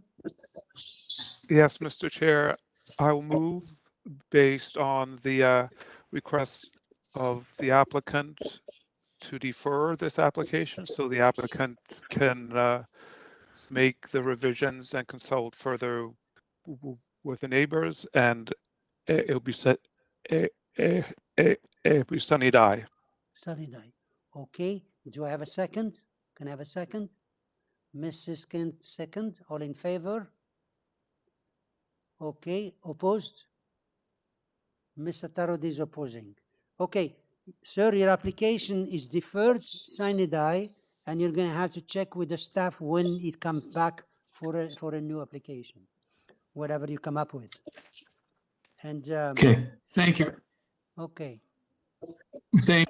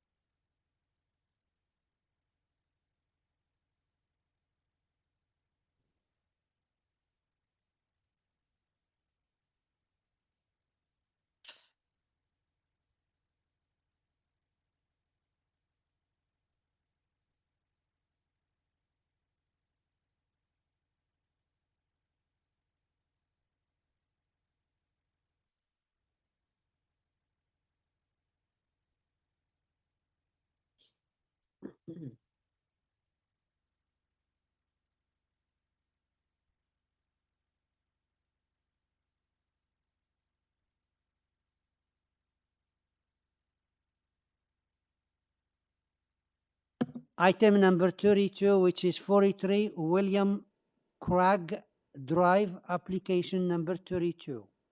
And number 32, we have here Amrital Bansal. Are you there? Maritpal Bansal. Is he there? Or she is? Yeah, can you hear me? Okay, yeah. Could you please state your name and address? Yeah, my name is Amar Bansal. I am the agent for the property located at 43 William Craig Drive. Okay, and we have we don't have anybody else speaking except you. there is 6 variances, new dwelling, forestry condition, no. Members, do we need a presentation here? No? I appreciate a presentation. Okay.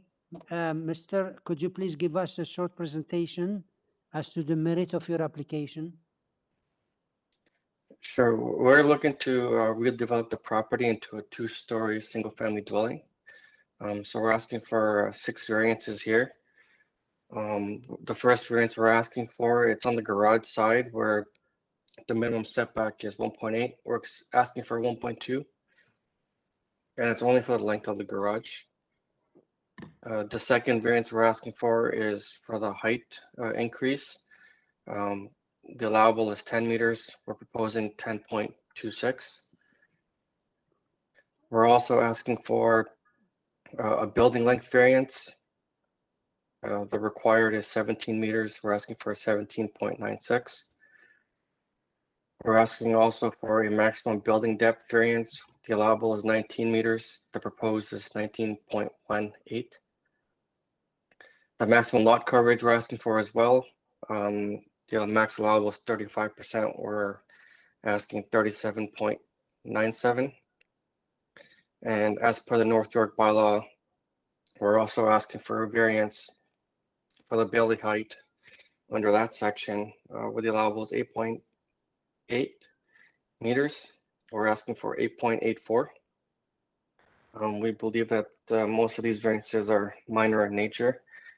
We did have it slightly larger in terms of building length and building depth. And we were reached out by planning staff and we updated to reduce that. That's it? Yes. Okay, thank you. We don't have any other speaker. Members, any question or motion? I have a question, Mr. Chair. Just on variance 3, could the applicant just go back over that for me, please? Variance 3 was the maximum building length. Yeah. The allowable is 17 meters, and we're asking for 17.96. Excuse me. Could you please go over the change you're making? So what, I'm not sure what the committee has in front of them. I'm not sure if they have a building length of 18.3 or if it's been updated to 17.96. Mr. Chair, the applicant needs to state what variance he's changing. He's not changing it. He just said what we have in front of us at number 3. Could you please repeat what you want to change it to? 17.96. Okay, from 18.37. Yes. 17.96. 96. Okay. Any other change? Yeah, there was also a change for number 4.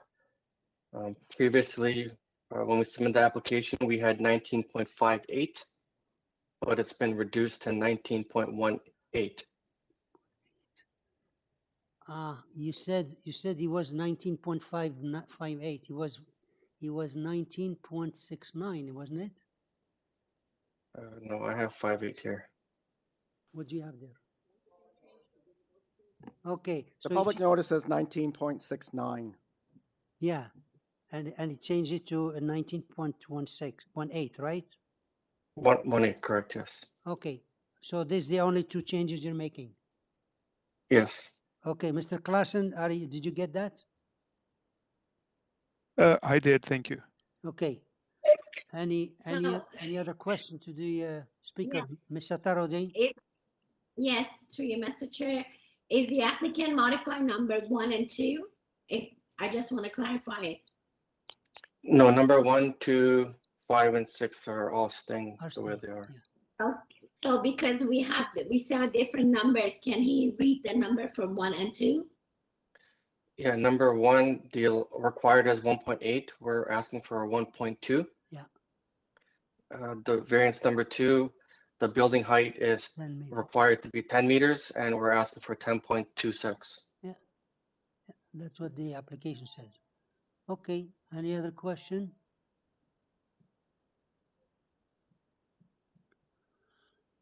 If no questions, can I have a motion, please?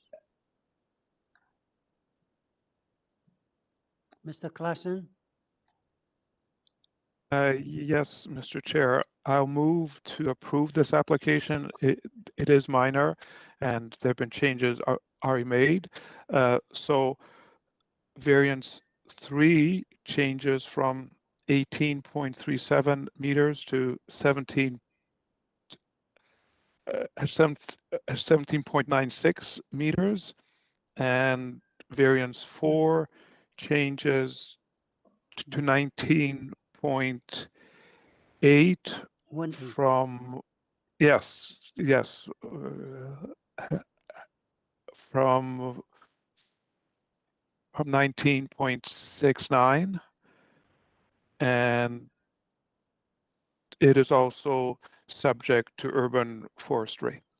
Okay, thank you. So could you repeat number 4? You said is 19.18, is that correct? I believe so. Okay. That's what the applicant asked for. Yeah, okay. Second? Mrs. Kind, all in favor? Opposed? Ms. Ataros is opposing. Okay, sir, the application is approved based on the 2 changes you made and forestry. Okay, thank you so much. Okay, 32.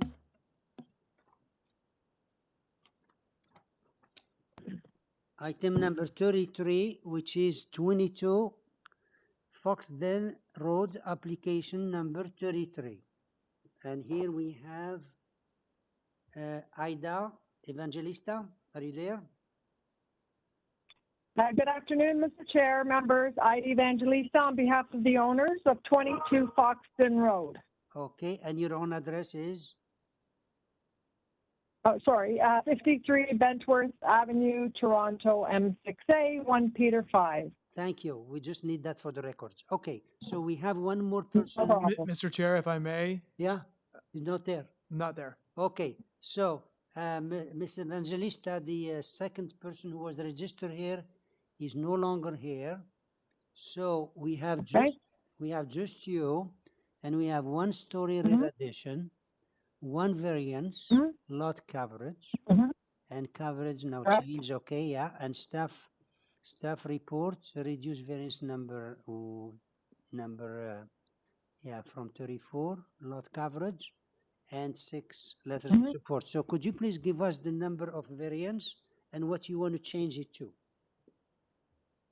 Absolutely, Mr. Chair. So what we are asking for is we are asking for only 1 variance. The variance that we are asking for, initially we did file an application with a 34.8% coverage. However, after speaking with staff, we did reduce it to 32%. We are adding an additional only 2.37 meters to the rear of the home. And it does not cover the full span of the rear property.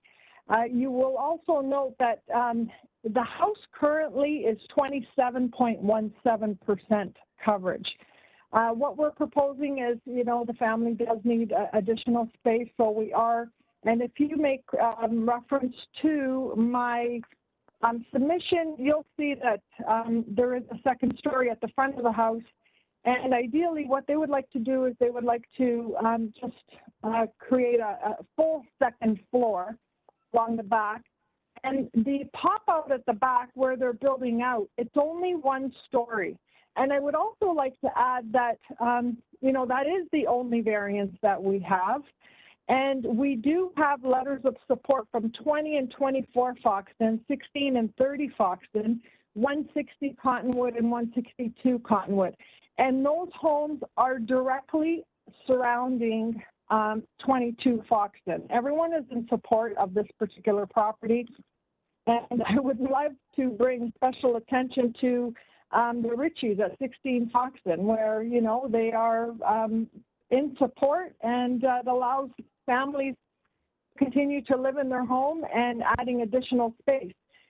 As I mentioned, we currently have 27.17. Staff, they are suggesting to below 30, so we might as well just leave it the way it is, right? So what this does is this additional 2.37 pop out at the back, it just allows them extra space on that first floor. And the second floor is not going to the rear of that pop out on that first floor.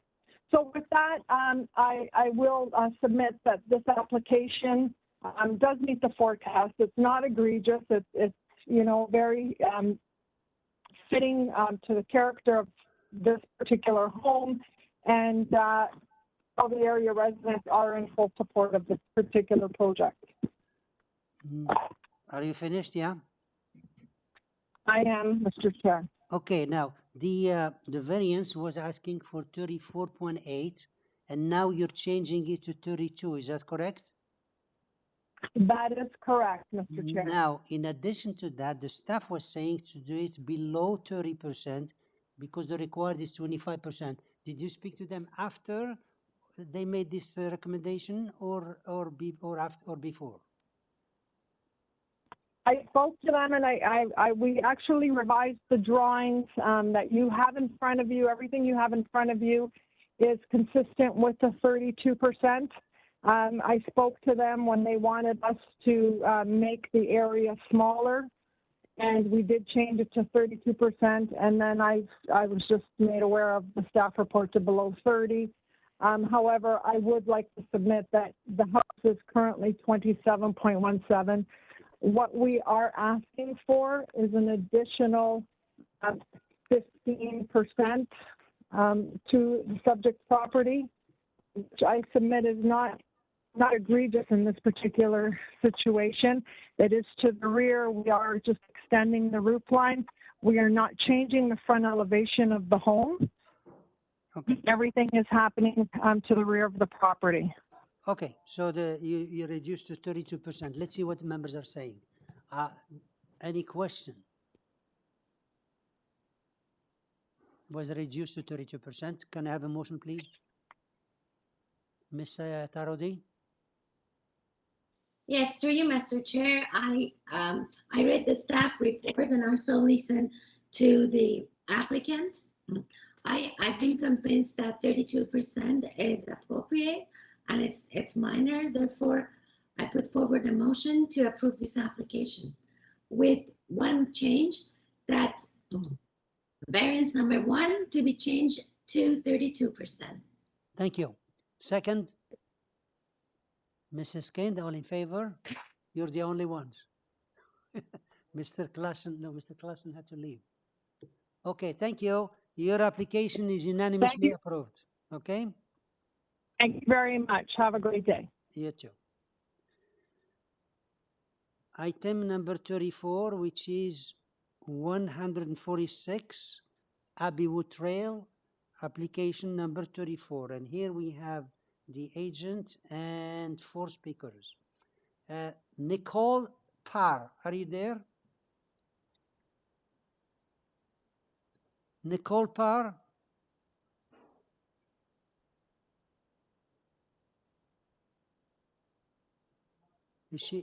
Is Nicole Parr on? Yeah, I'm here. Okay. Hi, yes, I'm here. Okay. Hi, good afternoon, Mr. Chair and committee members. Okay, could you please tell us your name and address? State your name and address for the records here. My name is Nicole Parr. I'm the agent, and my address is 22 Blue Forest Drive, Toronto, Ontario, M3H4W2. Thank you. We have here, this is new dwelling, 2 variances and 1 only letter of objection, but we have 1, 2, 3, 4 more people who want to speak.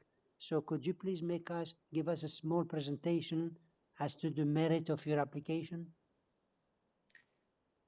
Yes, definitely. And before I do that, I just wanted to add that the letter of objection, this morning, that letter was revoked by the neighbor. And in fact, he's written us a letter of support. So there is a new letter in the file from this morning. Thank you. Thank you. So my presentation. So good afternoon, Mr. Chair and committee members. I'm speaking as the agent for my clients, Jessica and Terry, at 146 ABBEYWOOD.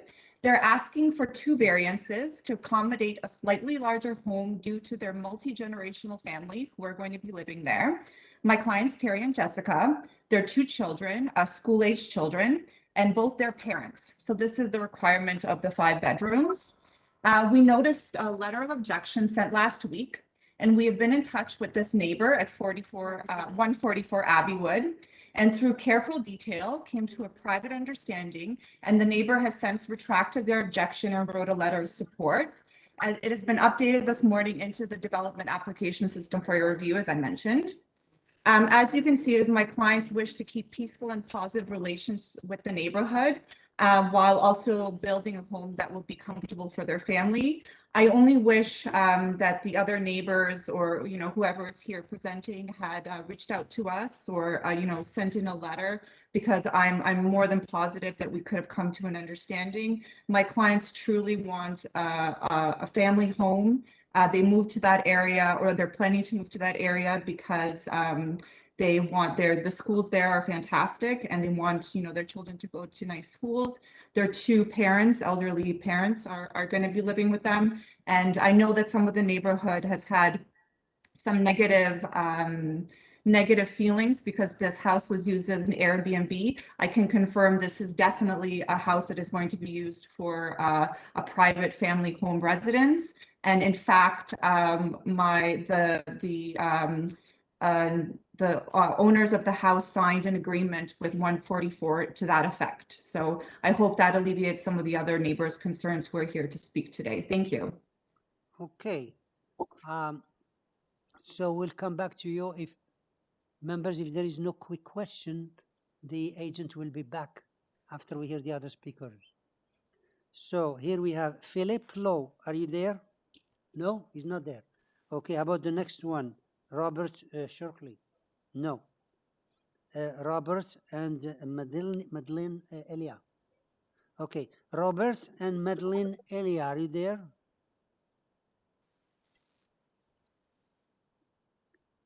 Robert and Madeline Elia.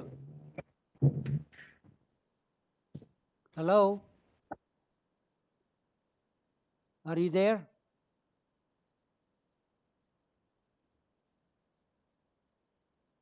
We'll go to the next one. And Barry Kaplan, are you there? He's not there, huh? Okay, so all we are waiting for is Robert and Madeline Elia. Are you there?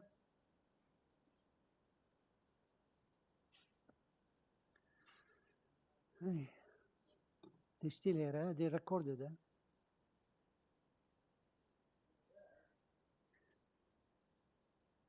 Robert and Madeline Elia, if you hear us, could you please put your system on and see if you can answer the questions?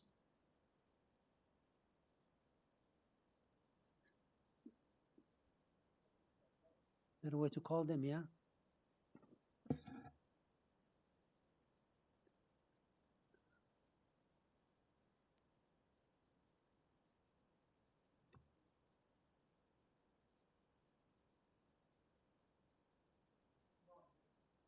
Huh?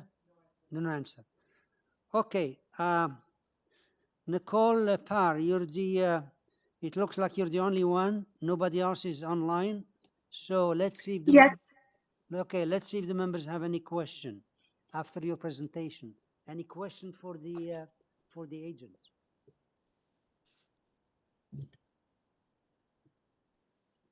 No. Okay. Can I have a motion then? Ms. Sataro? Yes, through you, Mr. Chair. The only question is regarding the first variance, because maximum the approval is 32 versus 30. So just that explanation, appreciated. Yes, thank you for that question. I actually did a bit of an analysis of some properties in the neighborhood that have received over 32%, and I'd like to share those numbers with you. So I'm just pulling up my spreadsheet. So I have 4 houses that were approved, all within 150, I believe, meters of the property. So 12 Denlow Boulevard was approved with 35.3%. 35 Longwood Drive was approved with 34.8%. 29 Tofino Crescent was approved with 35.33%, and 17 Bramble Drive, I believe is how you pronounce that, was approved with 33%. So when we did our analysis of this property and to decipher the amount of lot coverage to do, we pulled this report and we saw some numbers that were close to that. And then just kind of taking in the accommodation of, this growing multi-generational family. We kept it as tight as we can, but I believe we're not asking more than has been approved in that area. Thank you. Okay, any other question? Any other question? Can I have a motion then? Mrs. Kent, yeah. Thank you, Mr. Chair. I have reviewed the application and listened to the presentation, and I do believe that it does meet the 4 tests, and ultimately these variances that are being requested are minor in nature. So I will move to approve this application. I'm just checking if there was a condition put on by the staff, and if there was, I would certainly add it. I don't see any. Do you see any? I don't know if there is. I apologize. No. No. So with no conditions. Thank you. Okay, thank you. Second. Mr. Opposed? Mr. Tarodi is opposing. Okay, so there is 1 and 1-4. That's all we have here. So I've seen the applications. In some areas we do limit it to 32%. In this area is not the same as open, and what's being asking us here 33.89. I believe it's compatible with the neighborhood, and I agree with the motion here, and I'll move with the motion to approve the application. So your application is approved and there is no condition. Thank you very much for your time and consideration. Bye-bye. Bye.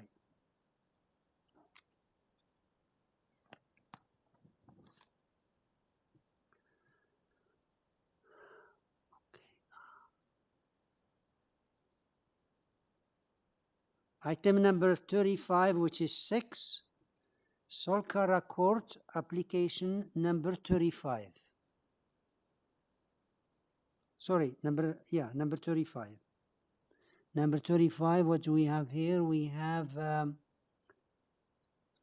1 and 1. We still have one, we have the owner and agent.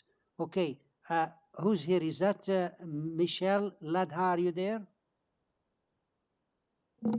Mr. Chair, I believe Michael Kondoyanis will be speaking on behalf of this application. Okay.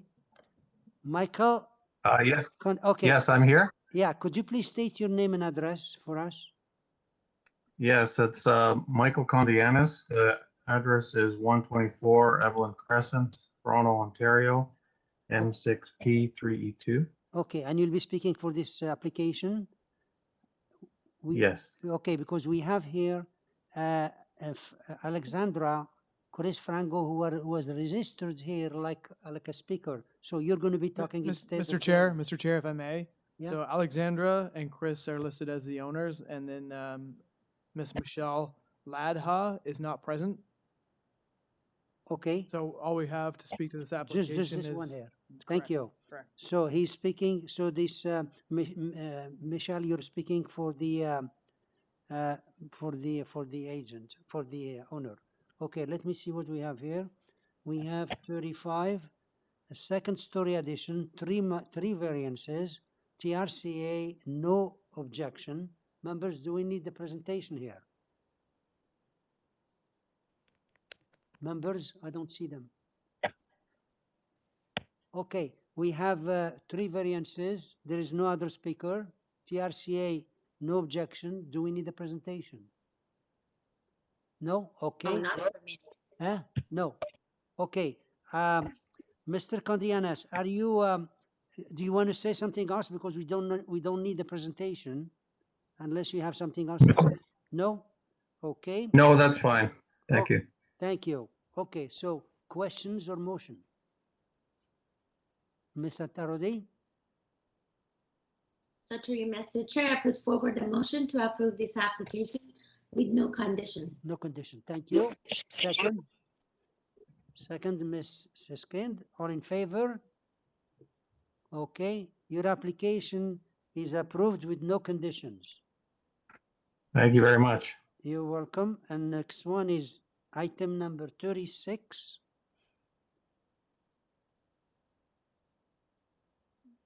Which is 186 ARMOUR Boulevard, application number 36. 186 ARMOUR, and we have here Paige Reich. Are you there? Or Richie? Hi, yes, I'm here. Yeah, could you please state your name and see how you pronounce it? Because I pronounce it as Richie. Could you tell us how you spell it?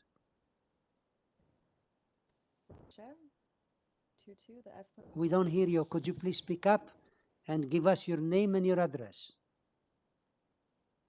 Paige Reisha, 222 The Esplanade, Unit 1121. Thank you. And you're, are you the agent or what? I am the agent and designer. You're the agent for this. Okay.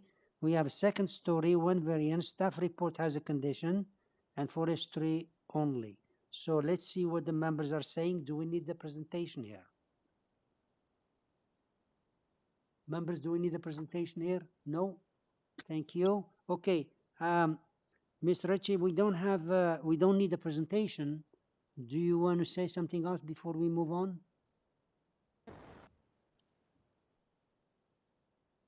Do you hear us?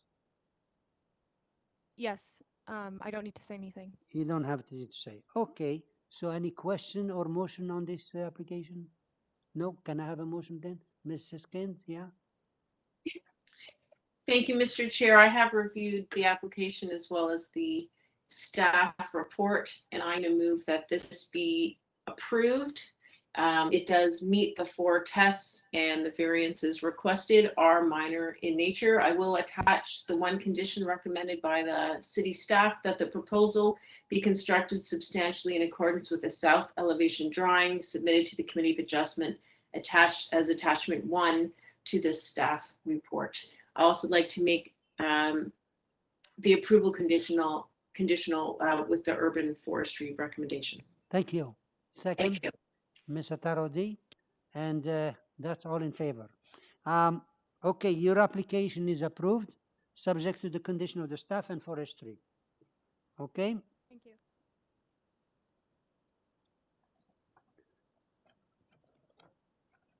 Item number 37, which is 36 Buxton Road, application number 37. So we have here, it was before John, and now Juan Martinez. Juan Martinez, are you there? Hello, Mr. Chair, I am here. Okay, can you please state your name and your address for the record here? Mr. Chair and committee members, my name is Juan Martinez. I am the agent and planner at Design Plan Services located at 900 the East Mall. Okay. We have here 1-story addition and rear 2-story addition, 3 minor variances, and no other, I don't see the members here. Okay, now I see you. Okay, so it's three variances, 1-story addition and a rear 2-story. There is nobody else registered here. So do we need a presentation? No? Okay. Mr. Martinez, we don't need a presentation. Do you still want to say something, or we just move to the decision? No further comment, Mr. Chair. Thank you. Thank you. Okay. Any question or motion? Can I have a motion then? Ms. Atarodi?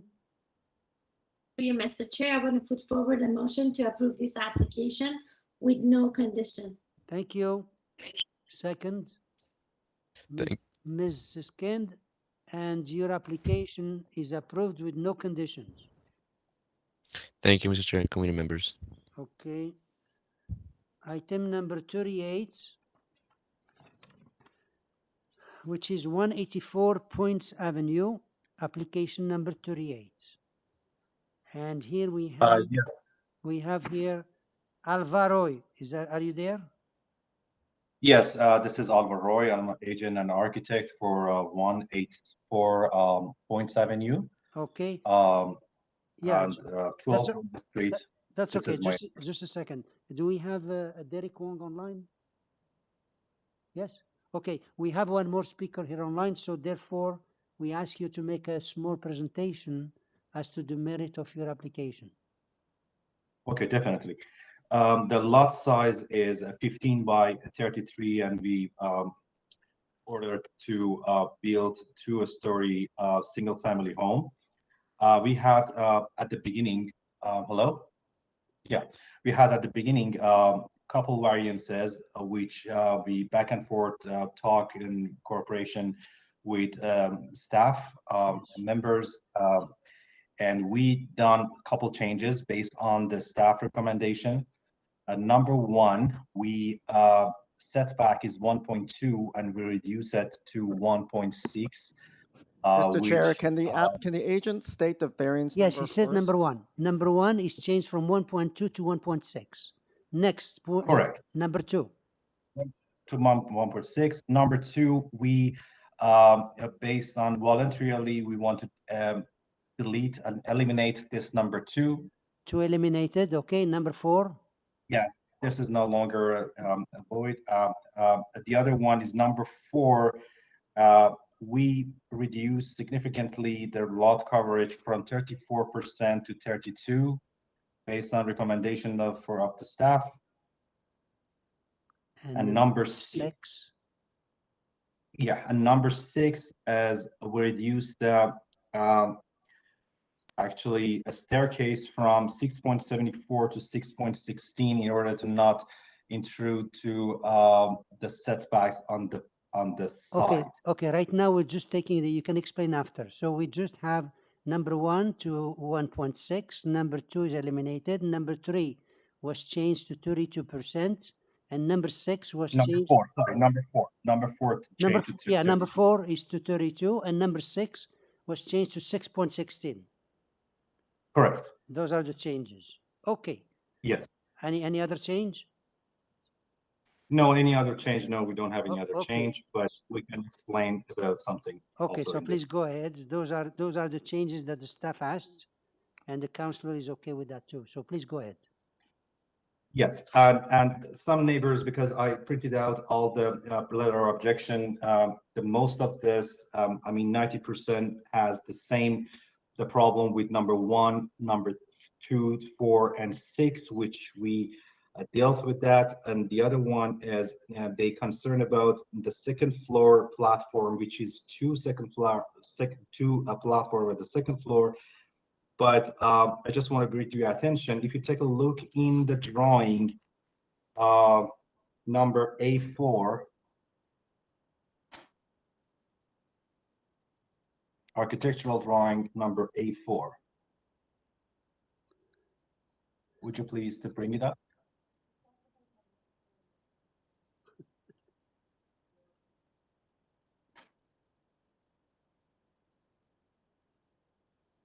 Hello? Oh, yes. So if you take a look on the right corner, top right corner of those balcony,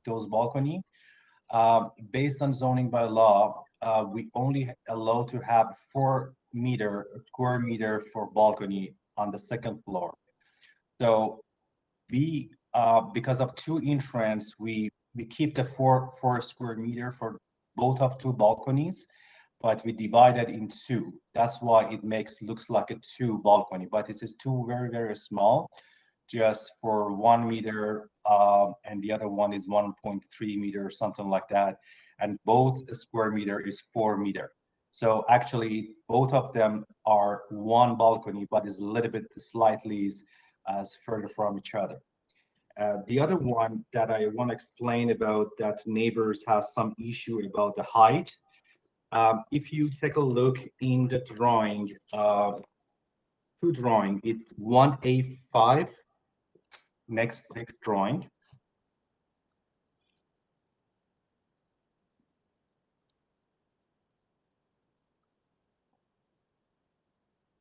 A5. Yes. So if you take a look at the left bottom corner, and we only have very small portion of those whole building, of those whole mass, is a little bit higher than the normal, which is at the range of the area. But the 3/4 of the whole mass of the building is only have 7.7 meter. So which is significantly less than 10 meter. And the higher portion is, if you take a look, is 8.8 on the left corner. So if you want to explain it on the drawing of the elevation drawing, if you take a look at A6, you understand better. You have a better understanding of what we done. Okay. Look at A6. I think we should stop right here because it's over 5 minutes and we have to get the other person, and then you can come back after and explain. Okay. Definitely. Okay. Now just before you move, we had another based on the changes you made, which is in line with what the councillor also asked to construct in accordance to front elevation drawing. You're okay with that one too? Yes, completely. We are okay with that. Okay. All right. We recommend it. Completely okay. Okay. So we'll get the members back for questions. We'll see if Derek Wong is here. Derek Wong, are you here? You hear me? Yeah. Hi. Could you please tell us members of the committee? Yeah, your name and your address, please. My name is Derek Wong. I'm the property owner on the north property line of the subject application. I live at 175 Bogart Avenue. Okay, you saw those changes the applicant made, and tell us what's your concern. I did. Okay. Okay. Well, first I want to address the members of the North York Committee of Adjustment. I wish to thank those in attendance for allowing me to address the committee regarding 184 POYNTZ Avenue. With permission, I'm going to quickly give an outline of my understanding of the actions related to this development proposal. So the first was the application to the Committee of Adjustment with support material was made on May 19th, 2021. The material submitted on May 19th were a full set of drawings, including elevations. The public notice was dated June 5th, 2021, which was based on a plan submitted on May 19th. And then on June 18th, the applicant submitted revised plans to the Committee of Adjustment, but these plans are not incomplete and they don't include any elevations.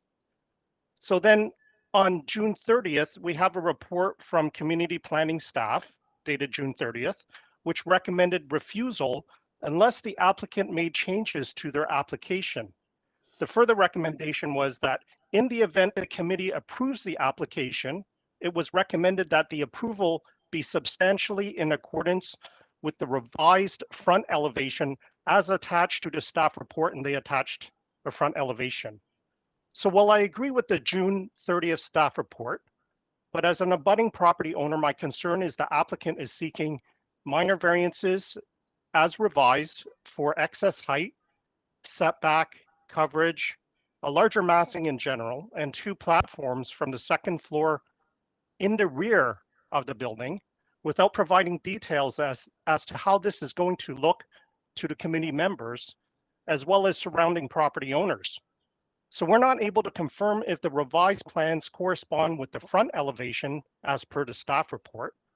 And more importantly, as a property owner, a budding property owner, we don't know how the revised development will look, and therefore possible adverse impact on adjacent property owners.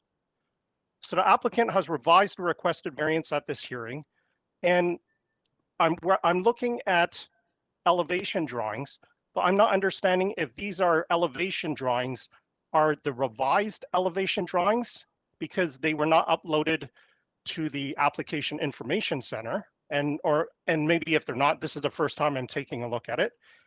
So my suggestion is that this application be deferred until proper elevations can be provided, vetted, and tied to any potential approvals. So having said that, I'm happy to answer any questions that the committee members may have.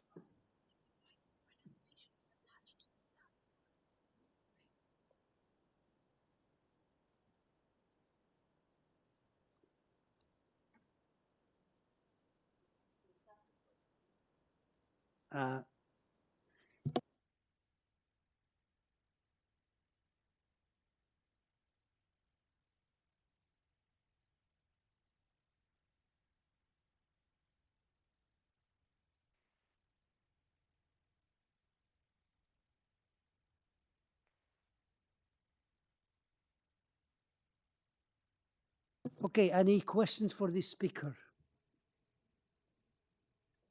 It's there is only one speaker, and then we go back to the agent. Okay, no questions. Okay, Mr. Roy, could you please come back and address those concerns? Yes, definitely. We don't revise significantly or anything else based on Mr. Wong mentioned about it. No, we just reduce the height, and all the other changes we made based on the staff recommendation. I mean, I'm addressing to setbacks and lot coverage. It not impact on the floor drawings significantly.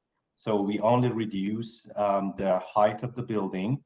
The height of the building is not 8 meters. Height of the building is 7.7. That height that shows it to the top of the parapet. To the top of the roof is 7.7 only. So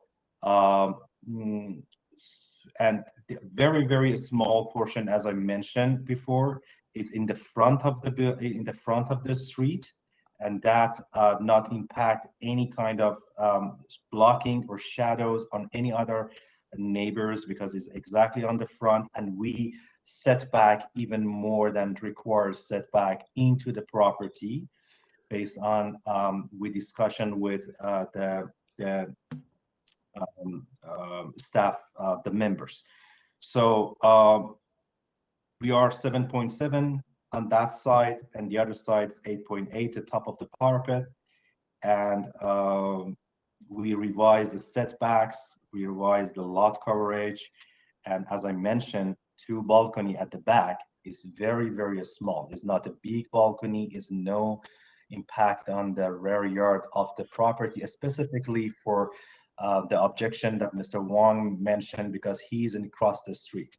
So even not impact on his property at the back. Yeah. Okay. Are you okay? Thank you. You're welcome. Any questions for this gentleman? Mrs. King? Yes. Yeah, Mrs. King, please go ahead. Yes. Thank you, Mr. Chair. I do have a question about variance number 5. I've heard the agent for the applicant discuss that they're very small balconies, but what we're looking at, what their proposal was, is that the platform is 14.16 square meters. And I did not understand the explanation of the agent, and maybe I will have more explanation on why they're less than 4 meters and how this all works together. Okay. So if you take a look in the drawing A04,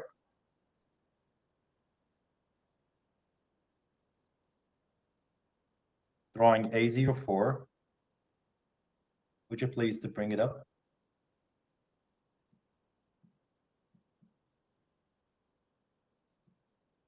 Yes, correct. So the back of the building is A04.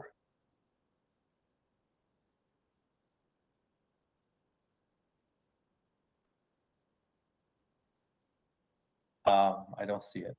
No. He was there before, huh?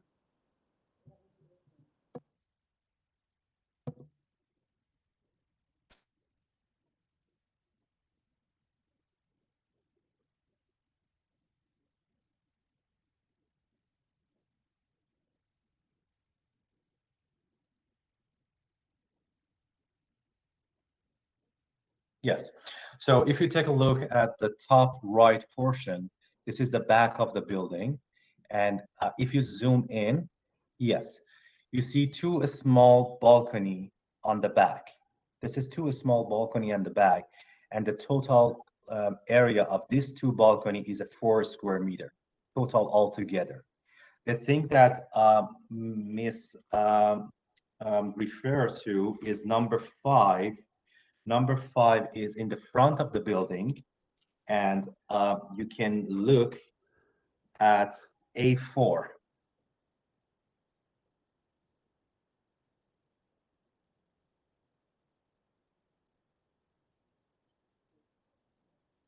Drawing A4.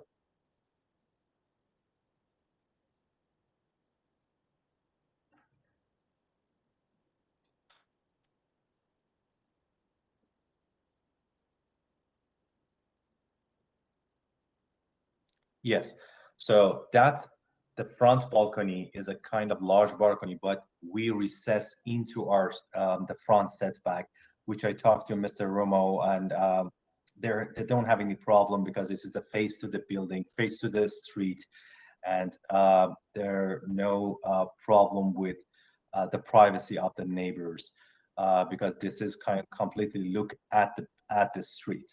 So based on your comment on number 5, that balcony is a 14.6 is in front of the building, and two small balcony, total 4 square meter based on zoning bylaw at the back. Yes, exactly.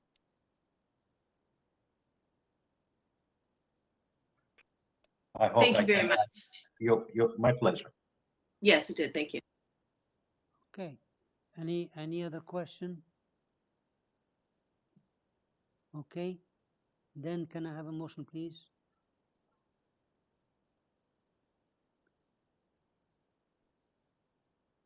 Mrs. Candia? Thank you, Mr. Chair.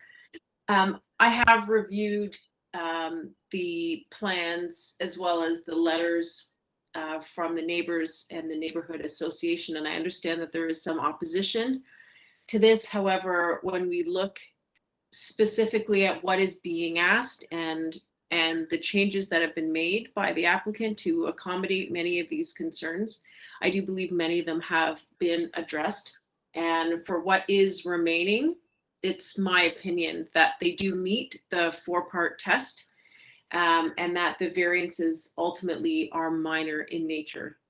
So I am proposing to approve this application subject to urban forestry and with the condition put on by the staff, which is that the proposal be constructed substantially in accordance with the front elevation drawings submitted to the Committee of Adjustment, date stamped as received on June 17, 2021, attached as attachment 1 to the staff report. And could you go over the changes? So for the decision, we have to announce the changes. Number 1. Yes. So for number 1 to be changed for the west side yard setback from 1.2 meters to 1.6 meters. Variance number 2 has been withdrawn. Variance number 4 has been changed from the lot coverage being 34% down to 32%.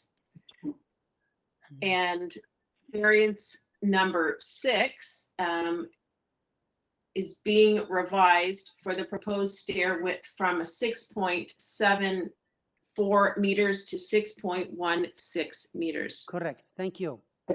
Thank you. So second, Ms. Satarodi, and all in favor, the two of you. So, okay. So, sir, your application is approved based on those changes you made and based on the conditions you heard and also the forestry. Did you get all that? Thank you very much. Very appreciate that. Okay, thank you. Thank you. Okay, number 39, which is 405 Glencairn Avenue. application number 39. So we have here the agent and 3 speakers. So we need the agent here. Mr. Peter Higgins, are you there? I am, Mr. Chairman. Okay, can you please repeat your name and address for the record when they hear it? Certainly. I'm Peter Higgins of Peter Higgins Architect Incorporated, 124 Merton Street, Suite 204, Toronto, Mary 4, Sam 2, Zebra 2. Okay, so this is a to remove existing pool, replace it with new pool, construct a cabana, and pool sheds. Now we have only 3 variances and forestry conditions. So, but we have here 3 more speakers who want to speak. So therefore, we need a presentation of 5 minutes if you can. Yes, thank you. The clock started at 4:10, so I'll try to talk quickly. I'm reducing the number 1 to 4.57 meters is the height of the building. The required height is, number 2. Number 2 is the required height for an ancillary building or structure is 4 meters. We're proposing to reduce that to 4.57. The others remain unchanged. So if I may speak to it, we can put the drawings up of the pool cabana, please.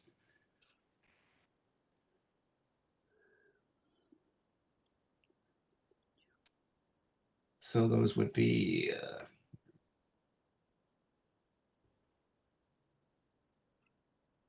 you guys hearing me? So the pool cabana is placed on a very large property. It's 175 feet deep, or almost 53.5 meters deep. There is an existing pool at the very far end of the property. It's an oval kind of shape. It's shown there dashed because it will be removed. My clients would like to have a pool much closer to the house and have a play area behind the pool. They have a young child. They expect to have more, and they would like to have a proximity factor from the kitchen family room area to be close to the pool for convenience and also for safety. We have before you, if anybody can get the drawings up, I'm sorry, a virtually open air cabana. It is enclosed only on the west side for privacy. All other sides are open. And it was to that degree that when I was discussing this with the planner, Sheeran, she felt that it was quite minor because it was so open. There is only a small change in toilet area that's enclosed in the southwest corner. Otherwise, it's all open. That's the intention. Opposite, we have a proposed building, small little shed, really, stone-faced for a nice finish, concrete block rear, insulated stud walls for some pool equipment and pool storage. You see that on the very west side of the property, adjacent to number 40. If we can just quickly go back to the site plan. The pool equipment building and storage is adjacent to the neighbor's concrete block wall carport, and it's also adjacent to their shed. Now, I designed the house many years ago. It has not been finished until now, and I can't really state why that's the case, but nevertheless, it is what it is. There used to be a double car garage and a shed immediately opposite the carport of number 403. That was demolished a year or 2 ago. I could be wrong there, but that was demolished so that they could make better use of the width of the property. And we feel that the pool equipment and shed adjacent to the neighbor's carport is an appropriate place. Their side yard setback is 0.2, which is what we have. And the original garage and shed on the property was also 0.2. So we're essentially following what had been there, but a much, much smaller structure. the height, if we can go to the elevation, please, of the cabana. We've reduced that center section that pops up, so the roof will be at the lower section, which is 4.57 or lower. We may still have this feature, so the top part may be at 4.57 and the flanking sides a little bit lower still. All sides of the, if we can go to the other facade, please. All sides are open, but also all sides of the roof are angled. It's a hipped roof, and so it reduces the impact on any neighbors' concerns about height, in my opinion. If you could go to, please, the front facades, which would be following these.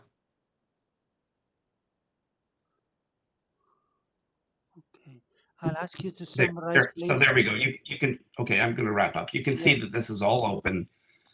The roof is all sloped. It's going to be cedar or an artificial slate. I've read through all of the objections of the neighbors, and I'm more than happy to speak further. Yeah, Thank you. We'll come back if there is any questions after. We'll see. We have 3 more speakers here.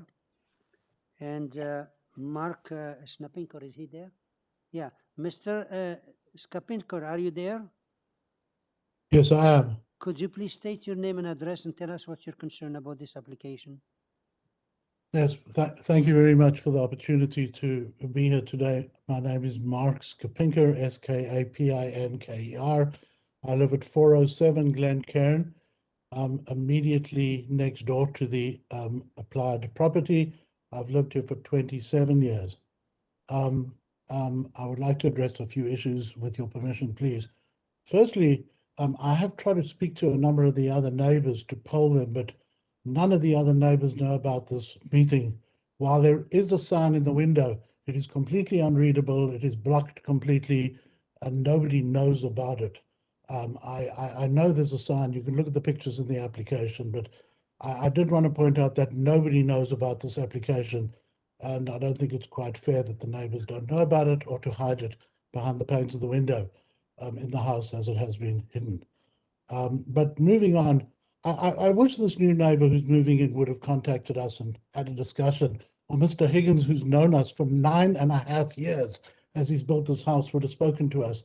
Instead, they completely ignored us. They told us they may move the pool. They didn't tell us about this, and they put this application in, and they simply had a discussion with us as friendly neighbors, which we have in the neighborhood. This would not be the position we're in, but they instead moved ahead with this. I did want to address 2 or 3 major aspects. The first is the height. I appreciate that he's moving it from 4.88 to 4.57, but it is right next to my deck and right next to my lawn. And it really is offensive to me to be even 4.57. It's more offensive for him to have a toilet and a kitchen right next to my garden. They built a brand new house. They're moving a pool right next to the house. The kitchen and bathrooms are there. Like, I don't see why they need to build another bathroom right next to us. They've given us no indication of where its exhaust is going and where anything is going. And I'm very uncomfortable, to be quite honest, that there's now a new building being built with another bathroom right next to our wall in that position.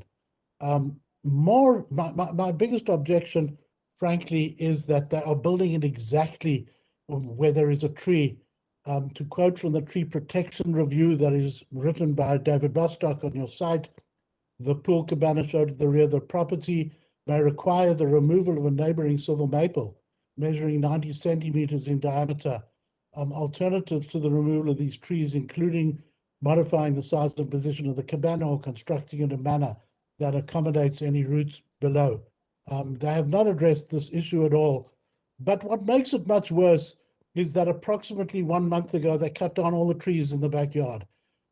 There is no record when I called the city about getting a permit to remove those trees. And there were 2 or 3 beautiful large trees that have now been cut down. And unfortunately, my tree, which is sitting there, being grown for 30 years, is the only tree that remains, giving us any shade now that they've removed the other trees. And I desperately want to keep that tree. I do not want a cabana with sticking into it. I do not want buildings with all sorts of concrete that is there. That tree is somewhat impacted into the actual fence. And if there's going to be a cabana there, at least I request that you deny this variance and defer pending a tree review. Keeping this last remaining tree is very important to me. I'm completely offended that they removed those other trees. It is completely inappropriate that they removed those other trees. I try to ask the people why they're removing those trees when they cut it, and they just ignored me. And it was obviously in preparation for this application that is sitting there. I don't know what else about this house is out of line, but for 9 years, they've done offensive issues like that. Mr. Higgins is very aware of us as neighbors, very aware of the fact that they broke my driveway, promised to fix it and didn't, very aware that this has been a very unpleasant experience. And I just wish they'd have spoken to us. Frankly, I'd much prefer if they would simply move their pool and not build a big cabana. This is not Los Angeles. This is a very well-established section of the city over here. And it's pretty inappropriate to go about this the way they are. I know that the residents at 403 would like to speak now because they've had a shared driveway for 40 years that's now going to be blocked because of this. And this is not the way that people behave. This is not the way that neighbors. I've listened to the session today, how people talk about speaking to their neighbors. These people have not spoken to us at all. And Mr. Higgins knows me better than just to ignore me. So I respectfully ask that you at least defer this until the tree position is fixed. Okay. Thank you. Okay, Mr. Skapinker, couple things you mentioned. One is the trees that have been they may be removed. The trees, we're not dealing with them here. They have to deal with them in a different department, and the forestry will be dealing with them, and they cannot touch it without their consent. Now, as far as the people, They've cut them down already. There's nothing I can do about it. well, that's their. If they didn't have these variances here, they wouldn't come here, and they would still cut those because the cutting the trees. I understand, but I just don't want them to cut the last remaining tree, Yeah, okay, which is well, mine. And Mr. Higgins did not address the fact that his bathroom is being built where my tree is. Any decision we make here, we refer it to the forestry, who will make sure that they don't remove the trees without their consent. The other thing you mentioned, as far as the people who didn't know about this, I'll defer that to the staff because they're responsible of sending the notification to all the neighbors within, what is it, 100 meters? 50 meters. Yeah, 200 feet. Yeah, it's 200 feet. They're supposed to send them, and that is not our control here. So we'll bring back Mr. Higgins to address your concern after we hear the other ones. In the meantime, I want to ask the members, do you have any question for this gentleman here? No? Okay. So the next one we have is Ira Levy and Susan Forrest. Are you there? Here. Yeah. Could you please state your name and address? Sure. It's Ira Levy, 403 Glencairn Avenue. And thank you, Mr. Chair and the committee, for the opportunity to present some remarks today. My name is Ira Levy and my wife Susan Forrest live at 403 Glencairn Avenue, next door to the applicant's house at 405. This has been our family home for over 20 years. The neighborhood has been a peaceful and quiet one with lots of cooperation between many of the families living on our street. And over the past 9 years, the house next door at 405 Glencairn has been sold twice. The original home was demolished and construction on the current home has been going on for the last 9 years. The construction has been incredibly disruptive, noisy, dirty, and inconvenient for us. But we thought everything was going to be completed, and that just did not happen. The proposed plan that we've now seen is to move the existing swimming pool in the backyard from the southern end of the yard to the middle of the yard and build 2 ancillary buildings, a pool shed equipment building, and a very large pool cabana. The variances outlined in the notice, very simply, are reducing the setback from 0.3 meters to 0.2 meters for the proposed pool shed, increasing the maximum height of the proposed pool cabana from 4 meters and now to 4.57 meters, and changing the bylaw through a variance to allow for the proposed cabana to have both a kitchen for food preparation and for toilet facilities. We strongly oppose their request for all these variances. The impact moving their existing pool to a new location, along with the building of 2 new buildings, will be huge. Here are my concerns. This filing was done without the customary consultation with any of the neighbors, including the ones beside them at 407 and ourselves at 403. In my opinion, no consultation makes for very, very bad neighbors. As well as our neighbor at 407 GLENCAIRN has pointed out, the posting of the application for these variances was not posted in a highly visible place as it should have been, and many of the neighbors on the street could not see the posting and were not aware of these proposed variances. They're angry, upset, and want the opportunity to weigh in and oppose these proposed variances. 2, in order to facilitate this proposed construction, the owners had 2 beautiful, large, healthy, mature trees removed a few months ago in their backyard. In checking with the city, there is absolutely no record of the owner applying for a permit to remove these trees. This is an unconscionable act, in my opinion, in an area where healthy, living trees are part of the fabric of our community. 3, we had an existing carport on our property, and the proposal to build a pool shed equipment building right beside our carport will reduce the allowed space between our carport and the proposed equipment building by 33% from 0.3 meters to 0.2 meters. If approved, it will make it very difficult, if not impossible, to repair the west side of our carport should it need repairs. As well, the pool equipment installed in these buildings could or would be potentially very noisy and increasing the noise pollution in our backyard. 4, the notion of a proposed very large additional building existing in their backyard that includes a washroom, kitchen, and giant television monitor, to me is an outrageous request. Who wants to live beside a second large building that houses a toilet in its backyard, a large cooking and eating area, and a drive-in theater-sized television monitor that faces our property? As well, the request to increase the height of the cabana building from 4.5 meters to 4.57, which is approximately 25% over what's allowed in the bylaws, is not keeping with the neighborhood precedent for buildings of this nature. The proposed plans will also have a severe impact on our driveway. To create privacy for these buildings and the movement of the swimming pool, the owners of 405 have proposed building a fence right up to the property line. That property line is in the middle of what has been a shared driveway for decades. With the construction of this new home, the narrowest point of the driveway between the 2 houses was reduced from 14 feet to approximately 12 feet. This new plan would further reduce the width of our driveway to 7 feet 11.5 inches at the narrowest point, too small for most cars to drive through. As well, the City of Toronto states a driveway shall have a minimum width of 3 meters and a maximum width of 6 meters. No variance has been requested for drastically shrinking the width of our driveway to something that is completely unmanageable for us to get to our carport. As well, during the winter, the snow accumulates on both sides of the driveway, which makes it even narrower.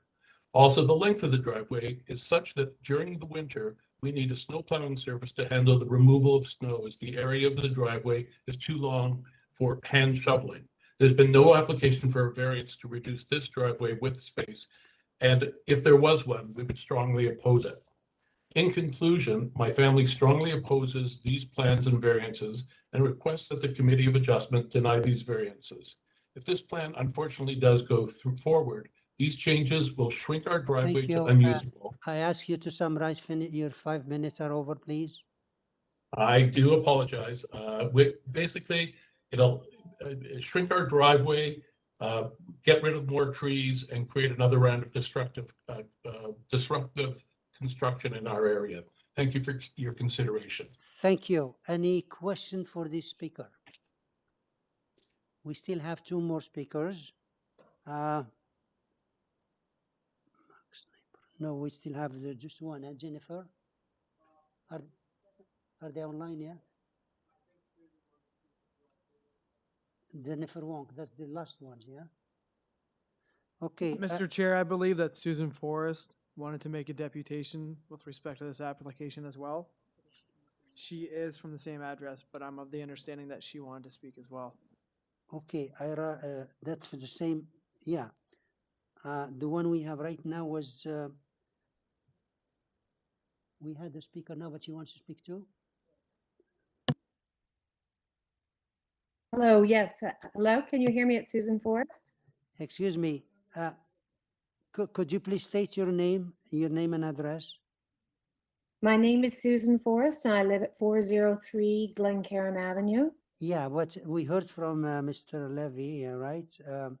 What do you have anything else, any addition to say? Because normally from one residential house, we are allowed 5 minutes, and it can be shared. So please tell us Okay, so what you have to say. the most shocking thing about this whole process was stated by my husband, but I know the neighbors very well. 406 Glencairn, living directly across the street, who walks our street every day, said they saw no notice. I've contacted many of our neighbors. They are all very upset about these variances. I cannot tell you how many letters I'm sitting with, and they all want and feel very unjustly treated by this process, that they've been cut out of it because they did not see and it was not well posted. All this will greatly impact my home, where I've raised all my children and lived for 25 years, and change the nature of the neighborhood. And I just strongly object to this on every single level and feel as though due process has not been properly handled. This is an architect that does not care about our home. He's removed a couple very large, beautiful trees already from the last time he tried to build without permits. I can't tell you, it's not, they've stuck a set of stairs on our shared driveway right now, which makes manipulating even backing up. And I have no idea even what driveway shovel service we're going to get this winter. I sense your frustration. So your husband explained it very well. Do you still want to add something, or we move on? No, I'm just asking very much that you do the right thing. Thank you. Well, and any question to the speaker as well? No? Okay, we have a last speaker here. Is Jennifer Fong and Greg Holowan. Are you there? Yes, hi. This is Okay, Jennifer Fong. can you hear me? please state your name and address, please? It's Jennifer Fong and Greg Holohan, and we are at 206 Strathallan Boulevard, and we back on directly to Glencairn, 405 Glencairn. Okay, now I have two names here. Who wants to speak? You or me? I will speak. I will speak first. Okay, because we allow 5 minutes for the household. Either both of you share it or 5 minutes. So please go ahead. Okay. So we live directly behind the property of 405 Glencairn. We bought this property because of the beautiful surroundings, surrounded by trees, which gives us a lot of privacy and cottage-like setting. And similar to what the other two neighbors have expressed, 2 large trees were taken down without our knowledge, and we now look at directly at the house. So now with this proposed tall cabana, we are now going to be looking at the structure even more, and which impedes our sight line as well as our privacy. So we oppose this, do not support this, and at the same time, we are very upset with what has happened to the trees, which we now cannot do anything about. So we're now no longer have any of the foliage in the back. We now just stare at a house like a subdivision. And then further, the pool that's been sitting there for so many years, it's been a swampland that created a lot of mosquitoes for us. We have kids too. We also have a pool. We've been very respectful and tolerant. But at this point, we're just very devastated that the trees are gone, and then now they are proposing a very tall structure, which further impedes our sight line and our privacy. Do you want to speak? No, I'm good. You've covered it. Thank you. Okay.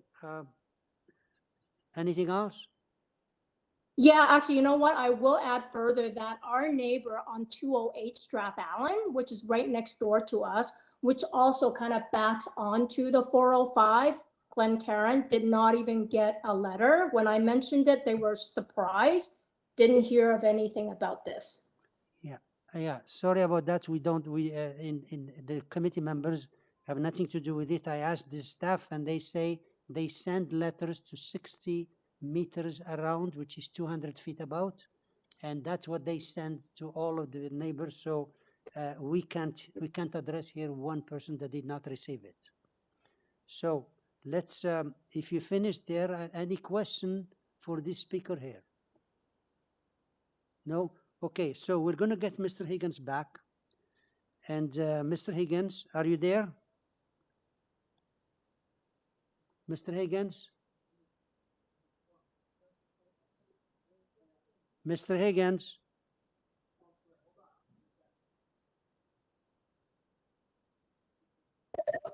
I'm here.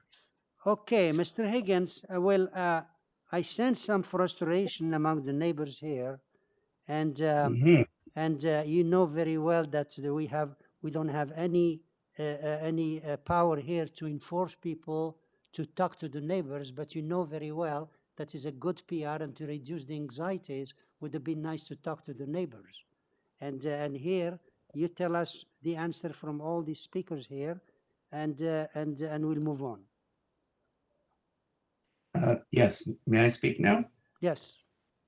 Okay, excuse me. I think this committee knows full well, because I'm in front of you often, that my normal way of working is to have the clients or myself, if the clients are too nervous to talk to neighbors, speak to the neighbors so that there is someone who they can ask questions to and relate to, etc. Now, they chose, due to COVID, that they didn't want to be involved with meeting neighbors either on site or in their houses, in their home. They have a brand new baby, and it was their choice not to go to the neighbors as I usually ask them to, as I always ask them to.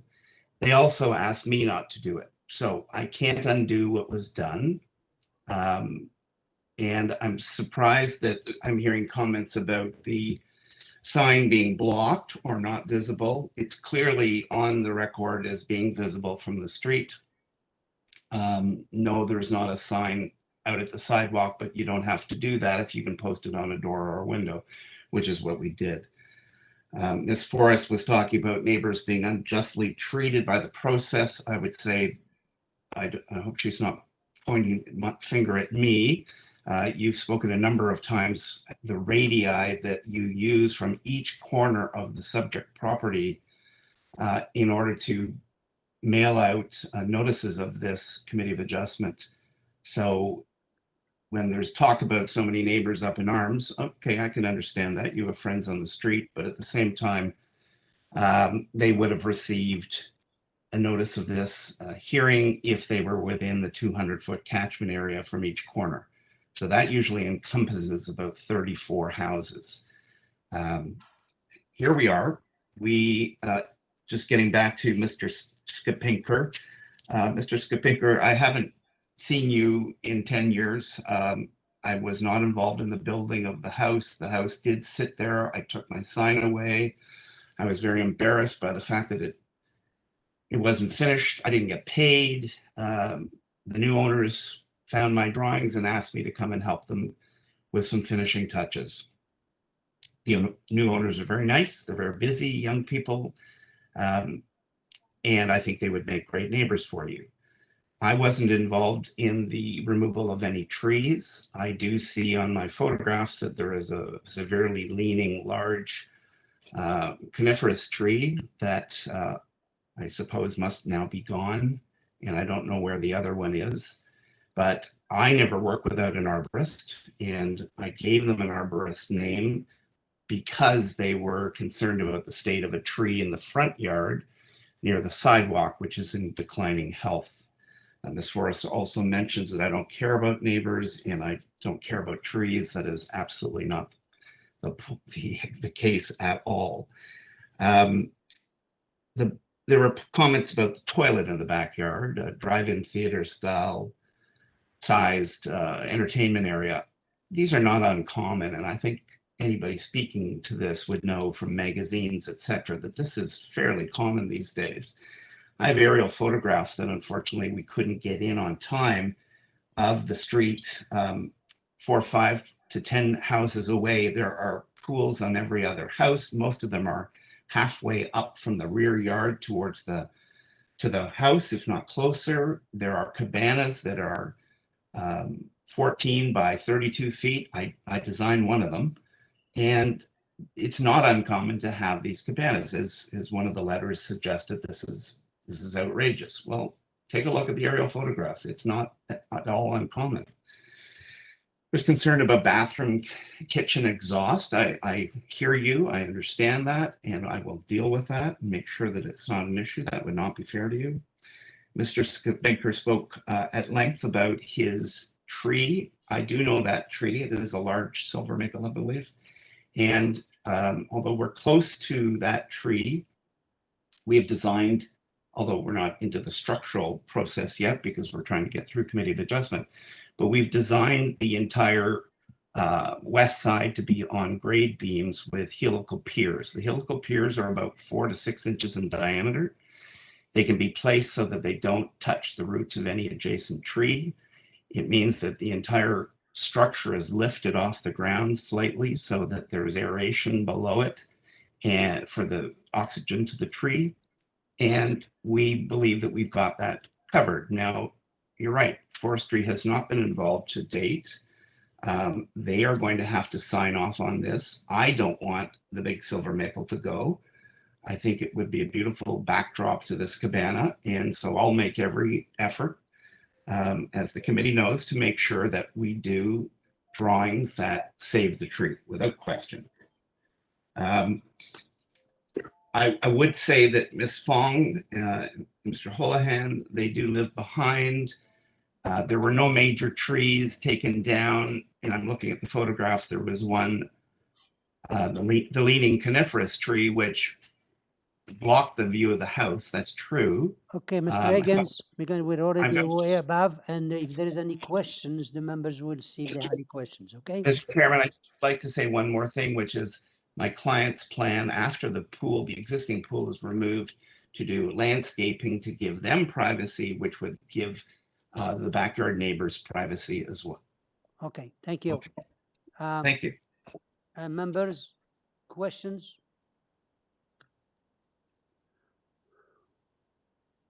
No questions? Okay, so in that case, can I have a motion? Ms. Scandia? Yes, thank you, Mr. Chair. I have reviewed the application and as well as the opposition from the neighbors, including hearing the number of presentations today.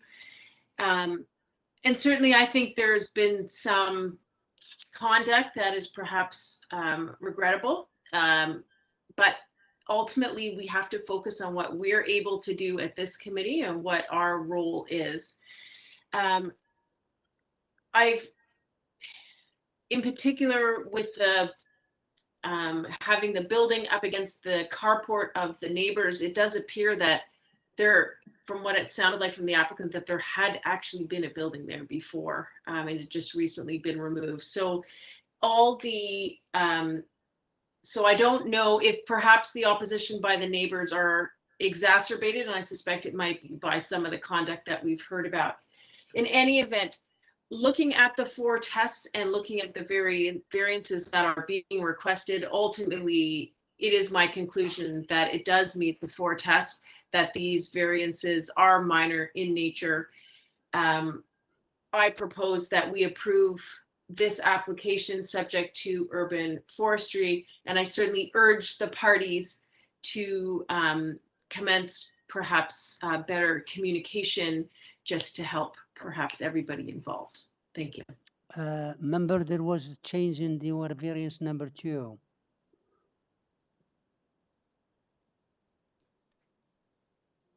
Mr. Higgins, you changed the number to 4 points. What was it? 4.57. I reduced it to 4. You reduced it to what? Okay. 4.57 is the new height. It was changed to 4.57. Yeah. So let's include that with the approval. Okay, thank you. Second? I don't have a second, so opposed? Okay, so let me make a decision. Well, I sympathize with the neighbors here, especially when knowing this type of construction and knowing the applicants. I know they usually go around, so I couldn't understand why the owner said don't go to see them. I mean, that was the thing that really concerns me, and I think, like the member just said, it would be a good PR to go around and get the neighbors along. Having said that, I have to agree with the member that this committee is not a punitive body. We are looking at the 4 tests of the Planning Act, and if it fits, we do approve it based on that. And looking at the application and what was submitted, and the staff, no recommendation whatsoever. So I go along with the approval of the member, and we approve the application based on that change, and forestry as well. Okay. So your application is approved based on the change you made of the variance number 2 and also to forestry. Thank you very much, Mr. Chairman and members, and everyone have a good day. Okay. We will see you again.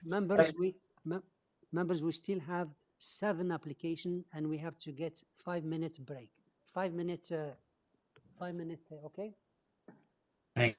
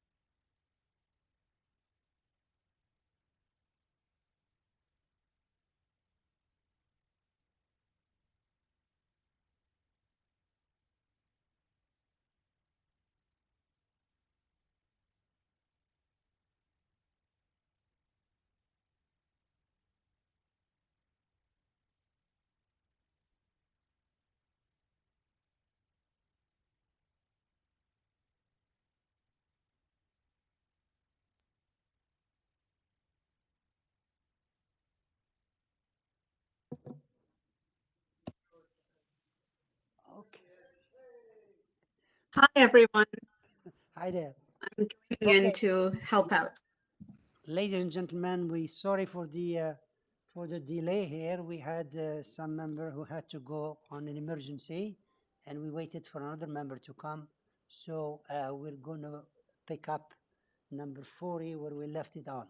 So we're on number 40, which is 151 Armour Boulevard, and we have here just one speaker who is the agent, I guess, and that's.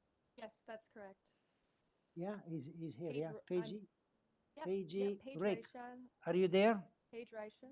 Yes, can you hear Number me? 43, 151 Armour Boulevard. Are you there? Hi, yes, can you hear me? In very fade. We don't hear you very well. Could you please speak up? My mic, I think, is Okay. messing up here. Yeah, could you please? So this is Paige Raisha. Okay. I'm the designer and applicant for 151 Armour Boulevard. Thank you. Okay. We have here a second story addition with one variance minor only, and we have staff condition with the just to build in accordance with the south elevation drawing. So, members, do we need a presentation here? No? Okay, we don't need a presentation. And we're going to go straight to the committee because there's no presentation. Do you need to say anything? Would you like to say anything before? No, thank you. No? Okay, thank you. Members, we have this one variance with the staff report condition. Yes, Ms. Atarodi? Yes, through you, Mr. Chair, I would like to put forward a motion to approve this application with one staff condition that the proposal be constructed substantially in accordance with the south elevation drawing submitted to the Committee of Adjustment. Thank you. Thank you. And Second, there is no other condition. Second, Ms. Sankar? Thank you. All in favor, the two of you. Okay, so your application is approved, subject to the condition of the staff, which is to build in accordance with the south elevation drawing. Okay? Thank you very much. Thank you. Item number 41, which is 204 Clanton Park Road, application number 41. So here we have one agent and two speakers. The agent is Sarah Efrah. Are you there? Yes, I am. Okay. Again, could you repeat your name and address for us, please? Yep, Sarah Ifra, agent for the applicant, and it's 75 Duff Law Road, Suite 201A, M6A 2W4. Thank you. So we have here, we have a couple more speakers, but before that, we need you to make a presentation. We have 8 variances. The staff report is modified, number 1, 2, per applicant. You did make some changes, and and B, they ask us to refuse number 4, 5, and 6. Transportation, no objection, and forestry condition. So could you please go over that and tell us exactly the number of variances changing and to what you're changing it to? Yes, number 1, 1.52. Number 2, yep, 1.52. Number 3, for the west side setback to 1.52. And the east side setback gets eliminated because we'll be over 2 meters now. The east, that's number 4 or what? It's part of number 3. Part You see number the 3. proposed Okay. east side yard? Yeah. Okay. So you have Number 4 yes, is going to go to 27.22 meters. Number 5 will become 24.35 meters. Number 6, I reconsidered in the last couple of days, and I'm going to shave a little bit off there. So I'm going to say 5.94 meters. 7 remains, and 8, just by the process of pulling in the house, the balcony becomes 11 square meters. Okay, so 7 remains and 8, you're changing it to 11 square meters?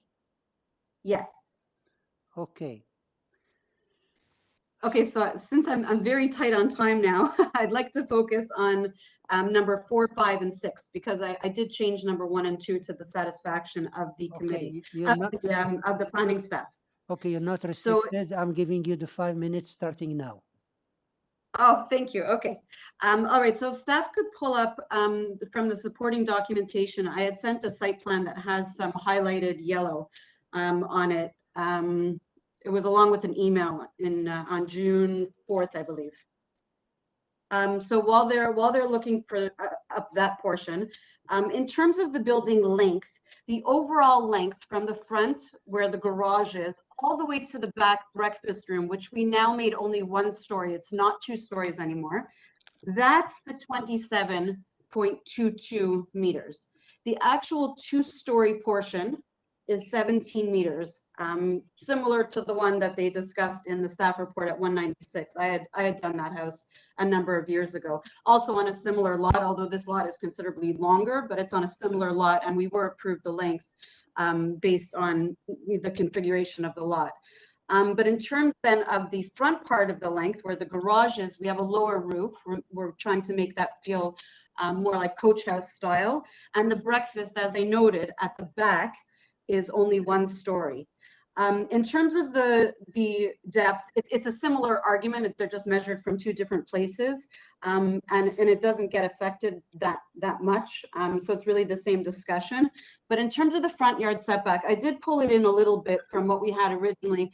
Because again, looking down the block at the one I had done at 196 Clanton Park, and we're within 2 feet of that front yard setback. And if you look at some of the pictures that I had included, 196 Clanton Park was there, and so that's 194. Next door is 196, and if our garage is a couple, not even 2 feet closer to the front lot line, I don't think that that's overwhelming in any way. And in terms of the overall length, currently there's this big kind of greenhouse building in the rear of the lot, like behind the current house. So that we're removing. And then our house itself is a little bit extended. We do have a letter from number 202A. I'm not sure who's speaking because we haven't heard from any of the other neighbors because we did approach them. But number 202A did sign a letter of support and sent a very nice email along with it. And I would venture to say that they are actually the most affected by our proposal because of their location being to the east of us. So with that said, if anybody has any questions, I don't want to kind of belabor the whole thing, but if anything's unclear, I'm more than happy to answer. Okay, if you have any question, any fast one, because we're going to bring her after the to hear the other speakers. I have another speaker here, Asmeret Abraham. Are you there? No. How about Paul and Louise Friedrichs? Paul, we're here. Yeah, okay. Could you please state your name and address for us? My name is Paul Friedrich, F-R-Y-D-R-Y-C-H. I live at 206 Clanton Park Road, M3H2G1. Thank you. Now, we have it registered as Paul and Louise. Who wants to speak, you or Louise? Paul, I'll speak. You speak, okay. Because normally we give 5 minutes to the household. So please go ahead. I really don't have very much to say. I'm so sorry. We wanted to attend mainly to just get an understanding of what was going on. We got notice just this week. I'm pretty busy. I really don't want to take up your time. I just was here to sort of learn what the request was. Oh, okay. All right. So no specific concern. And you heard what the no specific. Thank you. You heard what the application said, the applicant. Okay. Any question for this gentleman? He just comes to observe and he doesn't have any particular question. Okay. So, Miss Efrah, could you come back, please? Yep, I'm here. Okay. It looks like you didn't have the objection here to speak. Only this gentleman who said they don't have any specific concern. So, yeah. Okay. Any questions for the applicant? Yeah, Ms. Satarodi. I have a question from the agent, and the question is that she provided us with the new number of the length and depth. I just wonder the site plan that she submitted to the committee reflect these changes, or this is a completely new changes? So the site plan that I submitted reflected the changes before I kind of pulled the garage back a little bit. So it changes by about a foot or 0.3 meters, which I can submit, but the one that was submitted was the one with the side yards that were on it and the initial length reduction. But on further thought and discussion, we decided to pull a little bit off the front yard setback, hoping to satisfy the planner a little bit more, but you know, it was kind of in the final week, and we have to be far in advance of these hearings in order for things to go in on time. But okay. I hope that helps. Okay. Essentially, it's in exactly the same position. I've just pulled the garage front wall, so that front yard setback, I pulled that back 0.3, so a foot. So it affected the overall length. You see how it did not affect the overall depth. Yeah. Because depth is measured differently. So the rear of the house is exactly as it was on the site plan. It's just the front yard setback, I increased that a little bit more. But the depth you also modify it to 24.75, correct? That will show on the drawings that you have on file. That Okay. will show. Yeah. Any other question?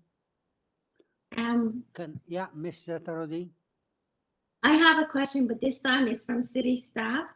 I just wonder, is it possible that, for example, if I want to change the variance number 4, that the proposed building length is now 27.22, and the second, and I add this part that the second story building is remain at 17 meter?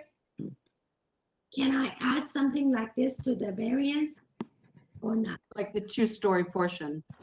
Yeah, go ahead. Yeah, you could. Go, You would have to craft it appropriately. And Sarah, do you understand what Ms. Atterode is saying? So yes, but I think it might be clearer because there is like a half a story over the garage. It might be clearer to specify that our breakfast room is now 1 story, or like, I'm not sure exactly how to say it. But originally our breakfast room and all that was 2 stories. And now we've cut that back and cut down the overall length of the house so that the main roof, the main higher roof, which is the full 2 stories, is the 17-meter length. Over the garage, we have a pitched roof. I'm like making hand motions, but you guys can't see me. We have a pitched roof. If you see, maybe if they pull up the 3D drawing, where that's a lower roof. So it's almost like a half a story in there. There's like little knee walls and things like that. Okay, Sarah, let me just ask a quick question. We generally won't describe, we generally try not to describe variances for a use like a breakfast room because it could change over time. So what I would suggest is if you're okay with this, is there an elevation that would show what Ms. Atterode is trying to get across? So if we tied it, for example, to a side elevation that showed a 2nd floor only being So I think so. Let me just look at the plans. These would be the June 16th ones. But even the site plan does say 1 story for that breakfast area. The site plan that was revised does say 1 story. But let me look at the elevation. Hang on 1 second. I understand, but the number that you change, it doesn't reflect on the site plan.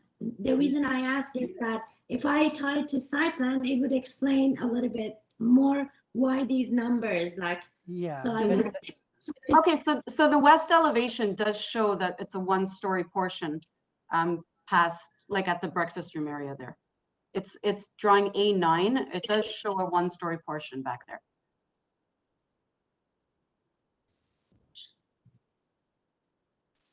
Okay.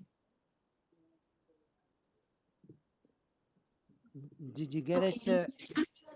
Yes, I get it. And the actual building, the 2nd floor is 17 building length. Yes, although over the garage portion, that's in addition to. So if we're measuring the closest long wall, yes, that is 17 meters. So if we're looking at drawing A9, right? Yes, which we Let's are go from the left-hand side of the drawing. So that tall line of the two-story portion going over to the right side where that tall line is, that's 17 meters. The full, that one roof area, that's Right. 17 meters long. That's it. Okay. You say, Ms. Ifrah, we're trying to, she's trying to help you out here because as far as the No, stuff no, I is- know, as far as the stuff is I concerned, feel like, as far as the stuff is yeah. concerned, refuse 4, 5, and 6. So I know. So I she's wish I trying to- could draw in red on there so it would be like very clear that that is 17 meters. And I don't mind if someone labels that and ties it to that. No problem. Okay. Mr. Tarodi, are you still there? Yes, I'm here. Yes. Maybe you can remove that picture. Yes, okay. I'm here. Okay, now I see. Listen. Okay, are you prepared for a motion or not yet? Oh. Miss Sankar? Ms. Sankar? Yes, through you, Mr. Chair, I could make a motion and perhaps Ms. Attarodi, if she wants to make any friendly amendments, I can move ahead with that. Please. Go ahead. So I've accepted the changes and the explanations made by the agent here today upon reviewing, the staff report and the changes that were made, et cetera, and listening to my colleague as well. I do feel that, this application does meet the tests as amended. So I will make a motion to approve the application with the changes made by the applicant here today. I don't know if I need to repeat it. If I do, I've written it down, but if staff is okay for timeline purposes, I will. Would you mind repeating it? I just want to get it clear in my head, please. Yeah, sure. So Thank you. I have here variance number 1 is 1.52 meters. Variance number 2 changes to 1.52 meters. Variance number 3 is 1.52 meters, and as well the east side elevation written within there has been eliminated. Variance number 4 is now 27.22 meters. Variance number 5 is 24.35 meters. Variance number 6 is 5.94 meters, and variance number 8 is 11 meters squared. It will be, I'm hoping I collected it all, so do let me know if I haven't. I'm satisfied if this is also attached to forestry conditions, as well as the transport. Although they had no objections, there were some conditions on Ministry of Transport that were noted, and I will put it subject to that as well. And in terms of the staff report,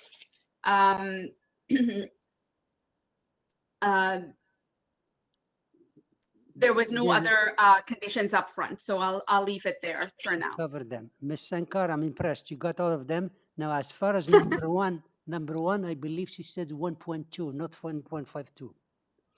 No, 1.52, that was correct. No, it was, yeah, 1.52. Correct. That's for 2 and for number 2, but and number 3. Number 2. Yeah, number 1, 2, and 3, 1.52. No, but number 3, sorry for interrupting. Number 3 is for the west is 1.52 and S have been eliminated. Right. Yes, I've said that. Yes. Okay. Yes, they were exactly correct. That's exactly what I said. Okay, thank you. And second, do I have second? I have this friendly amendment. Okay. I'm sorry, my dog's barking. To tie it to the west elevation drawing number A9. Okay, so to tie it to the west elevation drawing, so I will accept that friendly amendment. Okay. A9 is the number. A9, yes. Okay, thank you. And so that's second. All in favor is still the same too.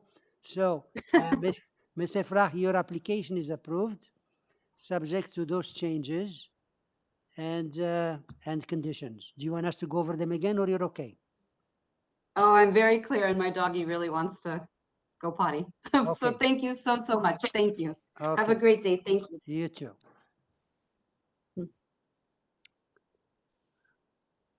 Item number 42, which is 109 Brookview, application number 42.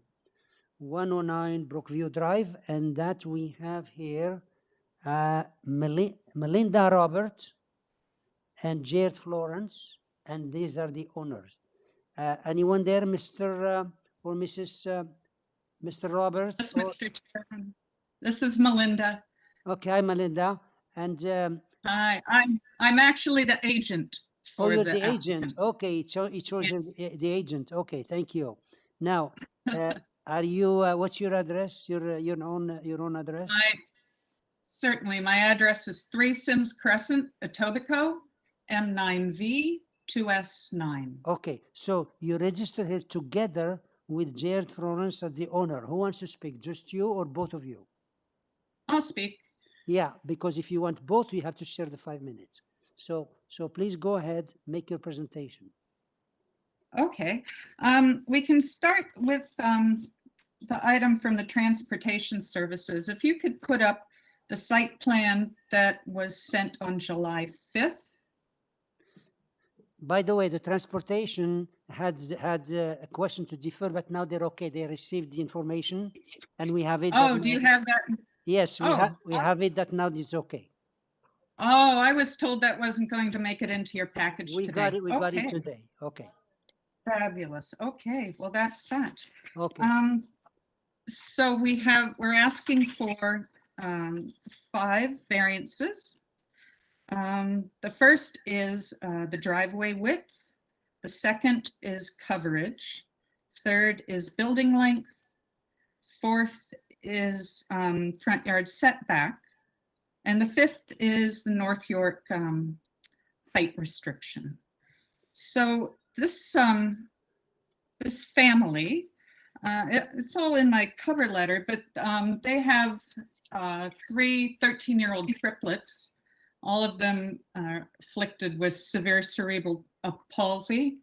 They're confined to wheelchairs. They have nurses round the clock 7 days a week. Also, in regards to transporting these kids, the dad has like a contractor's van, an extended version with a ramp that extends from the back.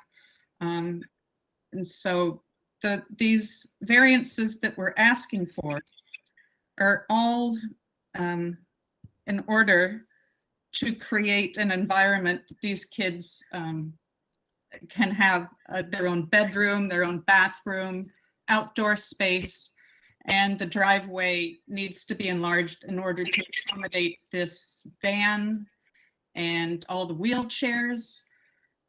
So this is why we are asking for this. And the building height actually is the existing roof peak. All of the addition roof will be below that point. So we're not doing anything that is above the existing building. Okay. Okay, you're finished? I believe so. Okay, yeah, this is a straightforward. We have just forestry, and we have 5 letters of support, and see what the members are saying.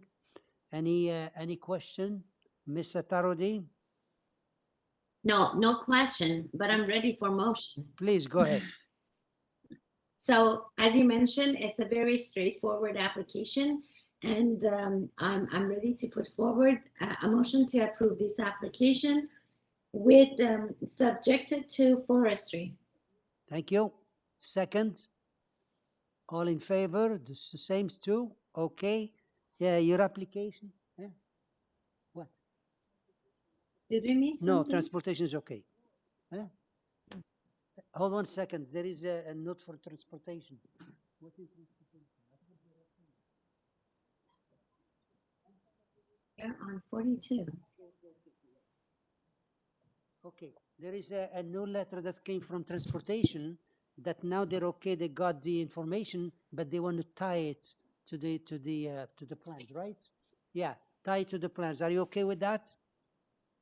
You're Are you okay? speaking to me? I'm sorry. Yes, the transportation sent the latest information. We just got it.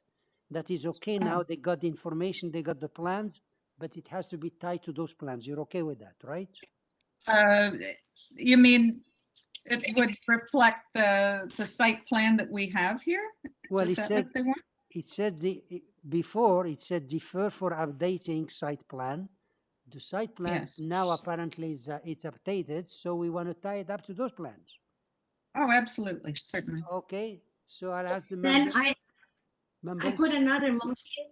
So Paul made a motion. I withdraw the motion. I put another motion through you, Mr. Chair. I put forward a motion to approve this application with no changes to variance. The only things I want to try and tie it to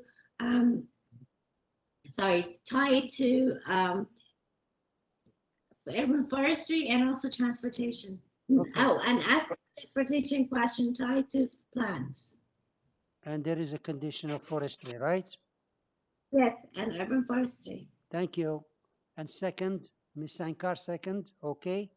And so your application is approved, subject to Thank you so subject to transportation condition only to attach to site plan and forestry condition, okay?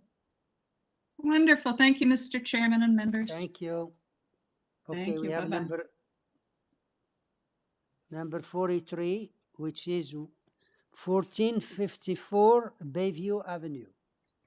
And here we have David Stickney. Are you there? I am here, sir. Okay, could you please state your name and address for the records here?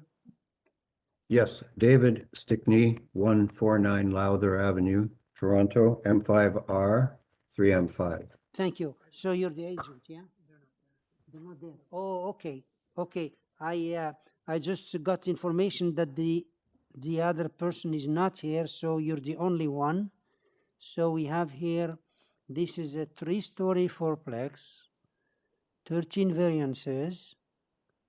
Staff report is there is a conveyance of the city for the lane widening and building in accordance to the north-south elevation. There is 4 letters of objection, and councillor recommends refusal. So could you please cover, we give you the presentation 5 minutes. Could you tell us what's happening with this application? Yes. The proposal is to construct a 3-story triplex, I might correct the notice, with a laneway suite at the rear. The main building contains 3 2-bedroom apartments with landscape decks at the roof level and ancillary space at the basement level. The property is on a very busy section of Davisville, just south of the commercial section. I'm going to hazard to say without statistics that more cars go in front of this property in a day than all of the streets of the other proposals you've entertained this afternoon combined. There's a bus service that's from Davisville subway that goes along Davisville up Bayview to serve the property. It goes not just to the Eglinton LRT, it goes all the way to Steeles Avenue. So it's a well-served property in terms of transit. In terms of the built context, I would point out that the 1466 to 1500 Bayview on the north side of Davisville is a proposal for a 9-story building with 156 suites and a 3-meter front yard setback. The apartment building that is 7.62 meters north of this property is a 9-story existing building with a 4.64 FSI. I do not know the number of units that are actually in the building. Immediately adjacent to our property with a floor space index of 1.68 is a 3-story fourplex. Immediately to the south is a 3-story building that's at over 0.8 times coverage. And south of that at 1450, there's a 2.5-story fourplex that's 1.32. So contextualized, the coverages that we're proposing in our variances, which I'll go through in a moment, are completely within a range of what's happening. I would further add that 1408 to 1420, which is about 40 meters south of the property, is a 7-story approved complex where, again, the front yard setback is 3.0 meters. If I could, we have a planning report that has two conditions, one of which is the conveyance of a piece of property to the widening of the lane. The other is contingent upon two aspects of the elevations to maintain, I guess, that we do comply with the 11.5 meter height of main walls, save and except for the access to the roofed gardens. If I quickly go through the variances to the very first variance is regarding the front yard setback. I would point out that we do comply, the main body of the building complies with the required 5.63. What does not comply is a one-story projection in the front. And I would note that the existing house on the property that was built in 1937 has a porch enclosed on the front that is got a 3 meter setback. So essentially we're actually moving back the porch that's there to 4 meters. There's a variance for landscaping between the laneway suite and the lane, and we wouldn't require the variance other than the fact that it has to be soft landscaping, and we want a walkway from the laneway suite to the lane to get out to where the cars are parked. And that puts us about 1 square meter under the required landscaping amount. In the rear yard, we're required to have 85% of the area as soft landscaping, when in fact we are 63.66. But I would point out that our access to the cars, the rear stair at the back of the building has privacy screens and irrigated planters on it. So we're calling it a vertical garden because there'll always be greenery in that portion. And further, we have access to the roof where there are landscaped patios for each separate unit. So we're actually, in terms of soft landscape area, we're actually over 100% of the area of the rear yard. I would note that there's a variance for the laneway suite. The building in total complies with the bylaw, which requires a 4 meter height of the face wall and then an angular plane of 45 degrees. And you're allowed to have a dormer of 30% of that wall in that face. We do have exactly that size of dormer, but it's on the south side for the purpose of making a convenient layout. It's a very tight space to work with, so that it's on the south side with no impact except on the property itself. So the overall bulk mass height of the building is as per the bylaw.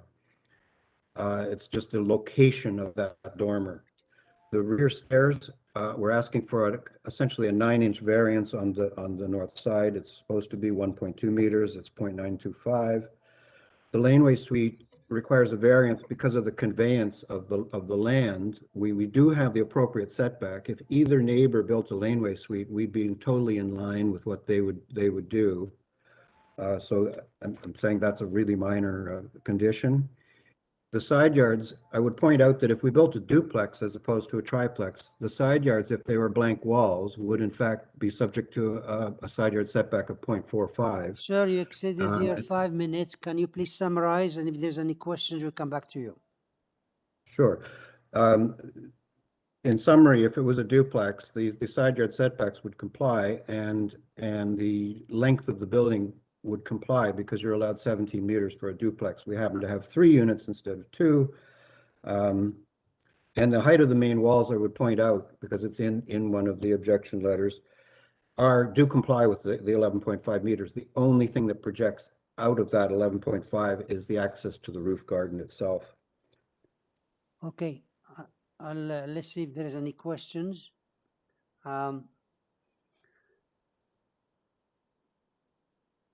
Members, any question for this speaker? We have 13 variances, and the councillor is recommending refusal, but that is from May 13, and this was deferred in May. So, Mr. Chairman, I'd point out that we've reduced the number of variances since that letter was written, and I do believe that that the aspect of height of main walls Yeah, is misunderstood in her letter. yeah, that's what I was looking for. So we have just the letters of objections, 2 from May and 2 from June, but here we had only 1 registered, but they didn't show up. So see if the members have any question. Ms. Sankar, please go ahead. No questions unless Ms. Zattarodi does. I'm ready for a motion, Mr. Chair. Please go ahead. Okay. Given the detailed explanations provided by the agent here today, I'm willing to accept that. Along with the application that I understand has been revised before it appeared to us today. And given the review by the staff, having none of those concerned, I do feel fairly secure in this application that it does meet the 4 tests. So for that reason, I'll put forward a motion to approve this application, and I'll make it subject number 1 to forestry, and then number 2 to the June 17th staff report. And for purposes of planning, I'll read that out. And that is, prior to the issuance of a building permit, the owner shall prepare all documents and convey to the city at normal cost a 0.98 meter wide lane widening along the rear of the property to satisfy the requirement of a 5 meter wide lane right of way. In fee simple, such lands to be free and clear of all physical and title encumbrances and subject to a right of way for access in favor of the grantor until such time as said lands have been dedicated as public highway, all to the satisfaction of the chief engineer, executive director, engineering construction services, and the city solicitor, and that the property be developed substantially in accordance with the north and south side elevation drawings submitted to the committee. And that's my motion. And there is a forestry, I believe. Yes, I think I said that first. Thank you. Okay, second.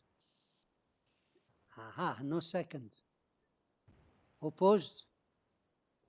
Ms. Attarodi opposing. Okay, I sympathize with Ms. Ms. Attarodi because of the changes here and also the number of variances and the counselor and all that stuff. But having said that, as I mentioned before, we are looking into the variances in according to the 4 tests of the Planning Act, and I have to agree with the motion here, and therefore we'll move on to approve the application based on those changes and based on those conditions. Did you get those conditions, sir? You want us to repeat the conditions? Yes, sir. Yes, sir. We agree. Oh, I don't have to repeat them. Okay. All right. So, yeah, I just asked if you heard the conditions, and we don't have to repeat them. So that's it. So your application is approved. Thank you, Mr. Chairman, members. Application number 44, which is 521 Glengarry Avenue, application number 44. And here we have just one speaker. Chris Marchese, are you there? Chris Marchese?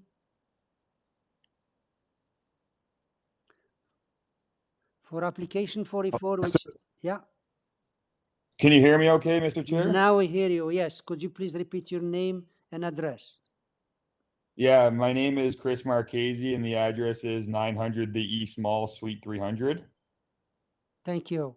Okay, we have here, it's a new 2-story addition, 7 variances. Staff report has a condition just to attach to the drawings, but we had 3 letters of objection, but I don't, that's 2, this was deferred in May, is that correct? Yes, through you, Mr. Chair, this application was deferred to further discussion with planning staff. Okay. Changes have been made since the deferral, and now planning staff is in support with a recommended condition. Okay, the objections, we had only 2 from April and 1 from June, so that's okay. Let's see what members, do we need the presentation? I don't see the, yeah?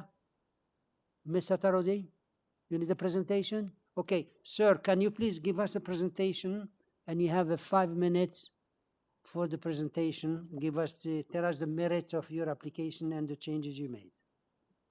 No problem. Good evening, Sir Chair and fellow committee members. My name is Chris Marchese, a planner at Design Plan Services. We have been retained by the property owners of 521 Glengarry Avenue to present this committee of adjustment application in front of you today, which proposes to construct a new two-story front addition with interior alterations, front concrete porch, and a rear wood deck, and has 4 variances associated under bylaw 569/2013 and 1 under the former North York bylaw.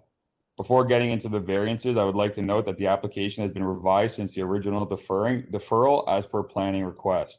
The main changes were eliminating the height variance and reducing the rear deck size. Formal comments have been submitted by planning staff, and I find the condition to be acceptable if the application were to be approved by the committee today.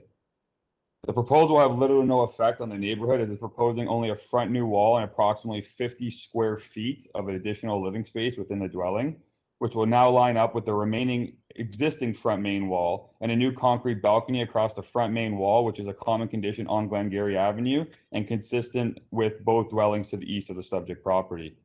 The rear deck is accessible off the kitchen on the first floor, but due to the fact that the basement is existing as a first floor, the deck is proposed to technically be located on the second story. So what I would like to make clear for the committee members here is that this is already an existing 3-story dwelling. We are not proposing an additional story here. At the time that this dwelling was developed, integral or reverse slope driveways leading down to a garage were permitted by the City of Toronto. And due to that, the existing basement is being considered the first story. In regards to the lot coverage, the current and proposed lot coverage for the dwelling itself does not change at 31%. We are adding an additional 20 square feet of lot coverage to the proposal. The reason the lot coverage variance is requested is due to the fact that the platforms are accumulating for more than 5% of the lot coverage. This, in my opinion, once again, is technical due to the fact that the platforms are actually on the first floor, but because the basement is considered as the first floor, it is closer to established grade, the platforms are considered to be on the second floor and therefore included in the lot coverage calculations. The soft landscaping is deficient just over 6% compared to what is required. This, once again, is an existing condition on the property, and although the stairs and the front porch are being redone, the soft landscaping is technically the exact same, maybe 1% less than what is currently existing on the subject property, and the entire driveway and walkway is constructed with permeable pavers to help stormwater infiltration. In regards to the number of stories, as previously mentioned, we are not adding any additional stories through this proposal. The addition is adding addition to the second and third story to what already exists, and amending the roof line to just create a sloped roof, more modern streetscape. And based on the provided justification, I am of the opinion that the application fits in within the existing and planned context, and would be happy to answer any questions at this time. Thank you. Any question? No? Can I have, yeah. Mr. Tarodi, did you have a question? No? So can I have a motion, please?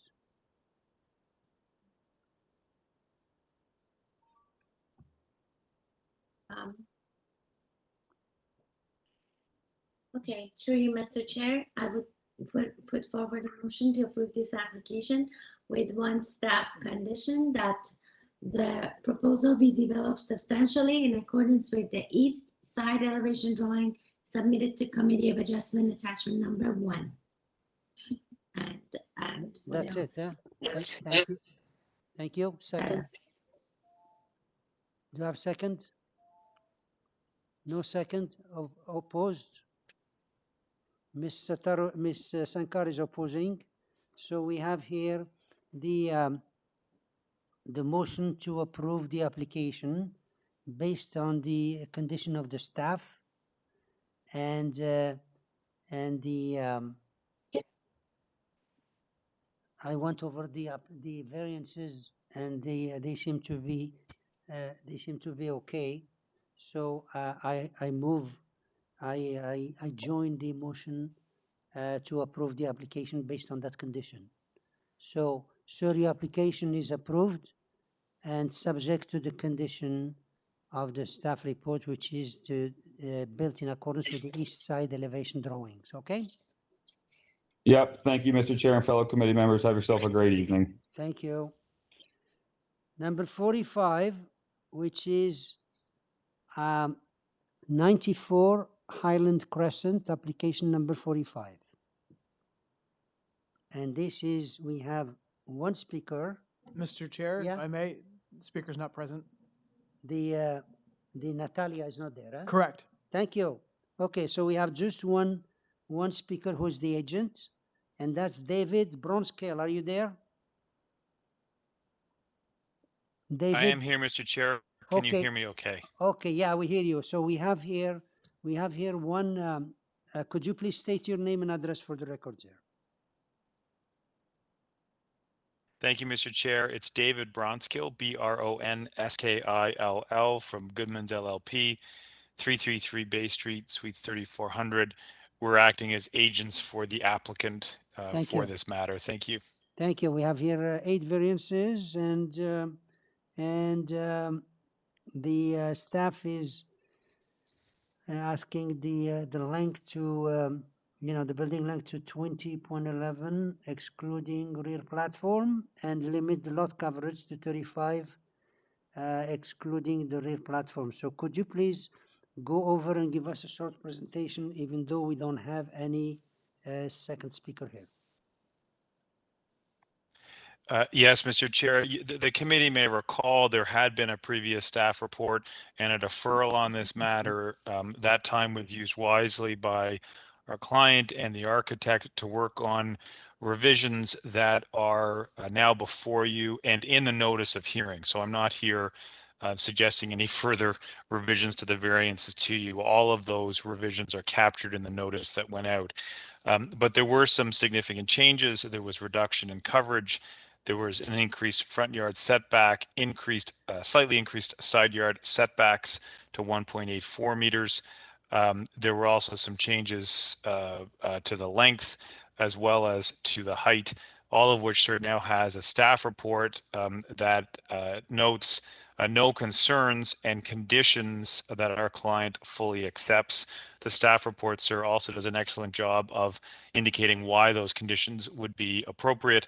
I'm happy to go through that in more detail, sir, but we are accepting of the conditions and believe that the revisions that have been made in consultation with staff are now at a place where we would ask the committee to approve the requested variances subject to the 2 conditions requested by city planning. I'm just given the time, sir, I'm happy to go into it in more detail, but I'm also happy, sir, just to answer questions if any of the committee members do have concerns with the variances that are now before the panel. Okay, so you agree with the staff condition recommendation, which is to limit the building length, and the other one limit the coverage. Are you okay with that?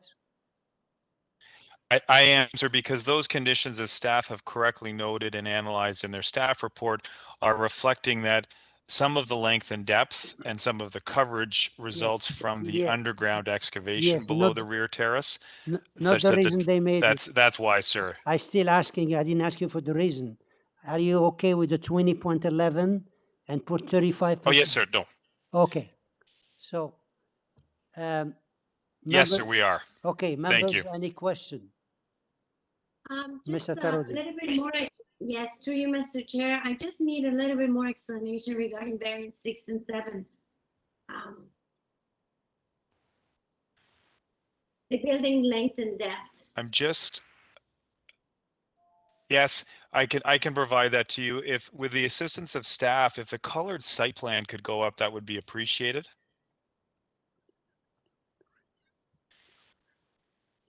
Just so that everybody's got that, it's on page 2 of the presentation that was sent in. If the committee has it in front of them, the red line on that presentation is an outline of an as of right house that could be built in accordance with the different zoning performance standards, and the house, frankly, now above grade. There it is. Thank you to staff.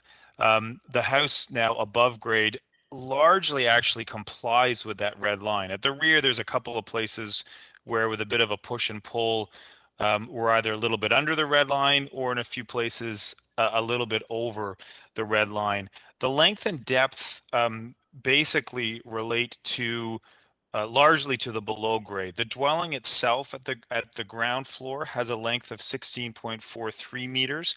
There is then a 2.8 meter rear bump out, And there's a small portion on the second floor at the front that also projects into the front yard setback. And that also then contributes slightly to the length. But the second floor length is still then 17.9 meters. Those are all lengths and depths that are just over the bylaw length of 17 meters. There's a depth provision also of 19 meters. And so while the length of 24.803 and the depth of 23.2 seem longer, most of that is for the area that's below the deck or terrace that's at the rear.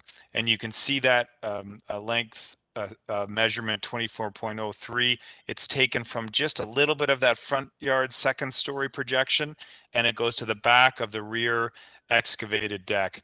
The main house itself, as I indicated earlier, almost entirely complies with the 17 meters. It's 16, as I noted earlier, it's 16.43 with that 2.8 meter bump out at the rear. So the house itself largely fits in. And if it's helpful too, the next page sort of shows the footprint at 94 as proposed with the coverage of 33.44% above grade. And you can see that it's in keeping with the dwellings in terms of their footprints at both 96 Highland on the one side and 92 Highland on the other side. So the length and depth variances, the length and depth of the dwelling above grade is fairly consistent with its neighboring length and depth as well. So we think in terms of what is actually seen above grade, that this house will fit in with its neighbors and with the larger neighborhood. I hope that addresses the question. Yes, thank you very much. Thank you. Any other question? Okay, Mr. Tarodi, No, I don't have any question, but I'm ready for the motion. please. Okay, I would, through you, Mr. Chair, would like to put forward a motion to approve this application. I was convinced with the explanation that the applicant provided and subjected to the city planning staff recommendation that the two conditions be attached. Number one, the building length, excluding the rear excavation platform, be limited to a maximum of 20.11 meters as shown on the site plan drawing attached to this report, as well as the lot coverage excluding the rear excavated platform be limited to maximum of 35%.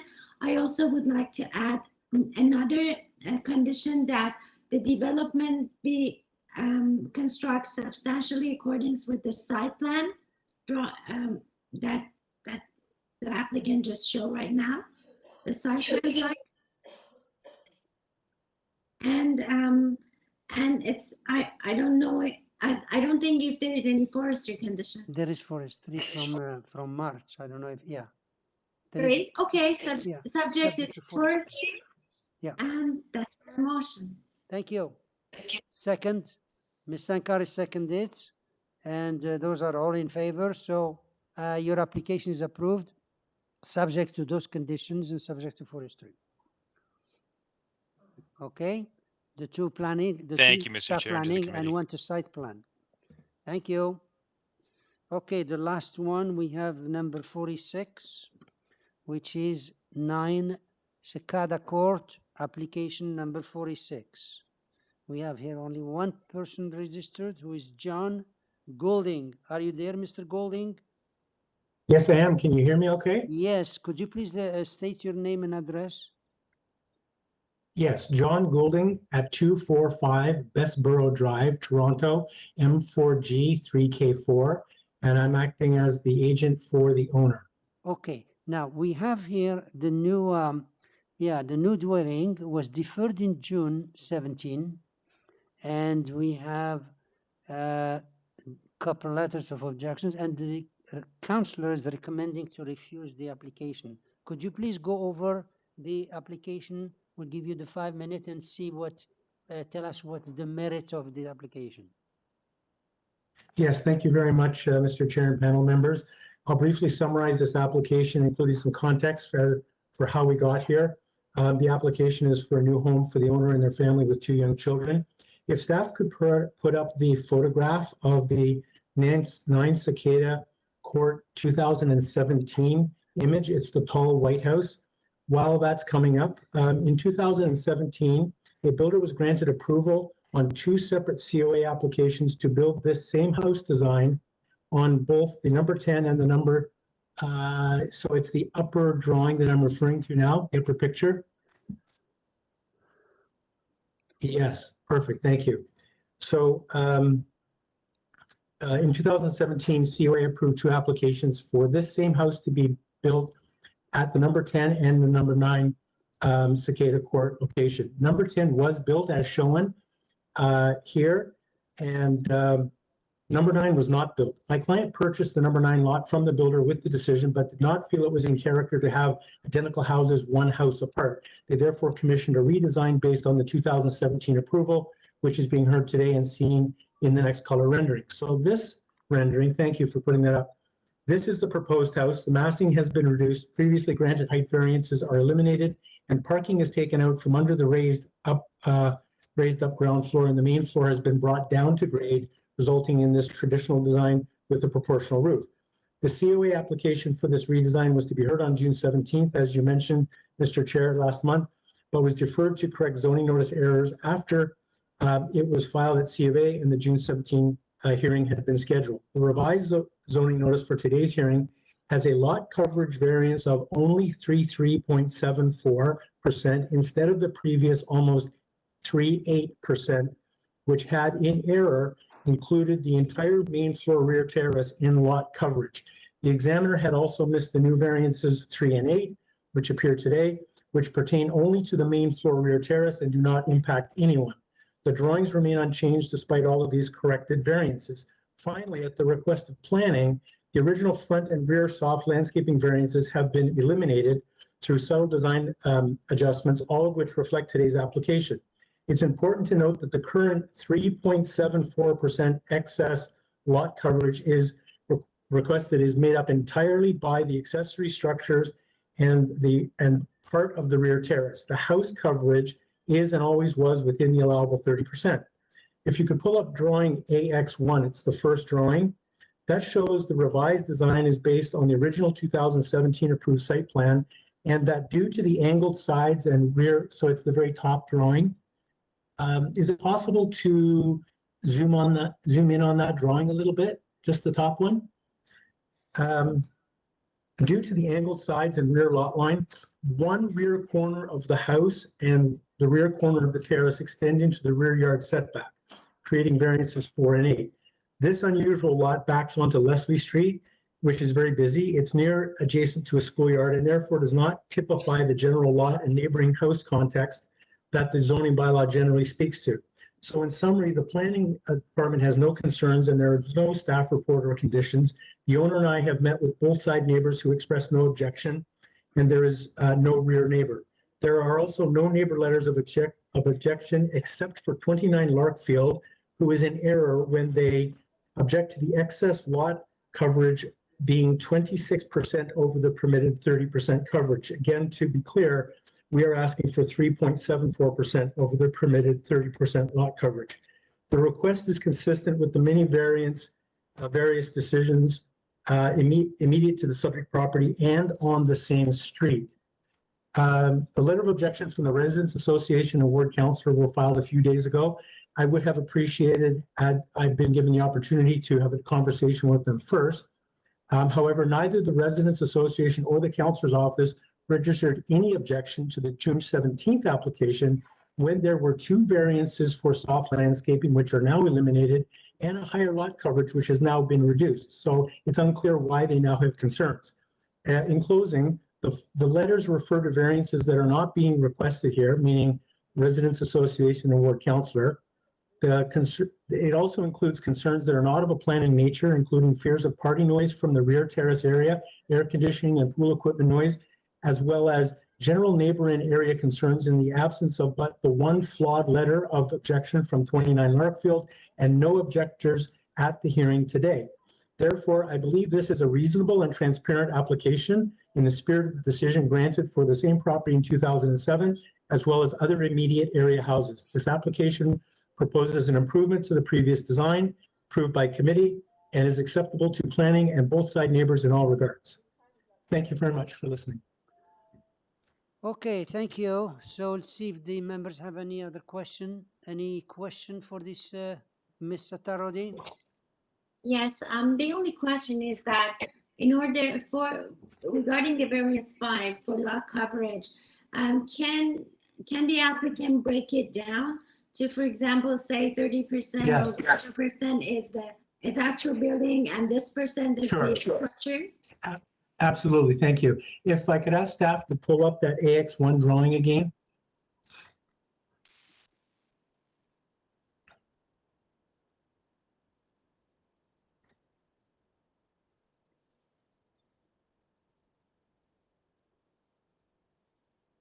Thank you. So if we could again zoom in, that's perfect. So that drawing on the far left is the one of interest. Is it possible to just enlarge that left side a little bit? And perfect, thank you. And just scroll down a touch, just a little bit more down. There we go, thank you. So this drawing is actually the building coverage calculation drawing. So the lot coverage is comprised of the main floor house footprint, which you see, the shaded portion of the rear terrace, which is section E, it's that triangular section. Excuse me, and the shaded garden shed on the left, which is not part of the building, it's a garden shed for garbage cans and bicycles. And then on the far right, the shaded area, which is labeled pool cabana, that is the pool equipment and a change room. So all of those shaded areas make up the coverage. The house proper, actually, if we could scroll down a little bit, and just a little bit to the left. There we go, right there. So we can see that the lot coverage is made up of the main floor, which is 29.8%. The pool cabana makes up 1.32%. The garden shed makes up 0.63%. And the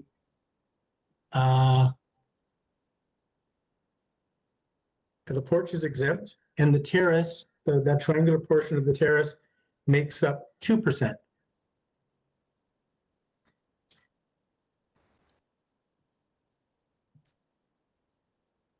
Okay, great. And this is the site plan drawing, correct? No, this is just a schematic showing the breakdown of the metrics. Would you, if you want to see the site plan, it's the next drawing right there, A1. And so, and if I could just, ask a favor, unfortunately, I have a toolbar stuck open on my computer. And I'm wondering, and it's obstructing the drawing. I'm wondering if I could just ask staff to just scroll the drawing to the right a little bit. No, the other direction. There we go. Thank you. Perfect. So this is exactly the same drawing as that AX1, but it just shows much more information regarding setbacks and so on.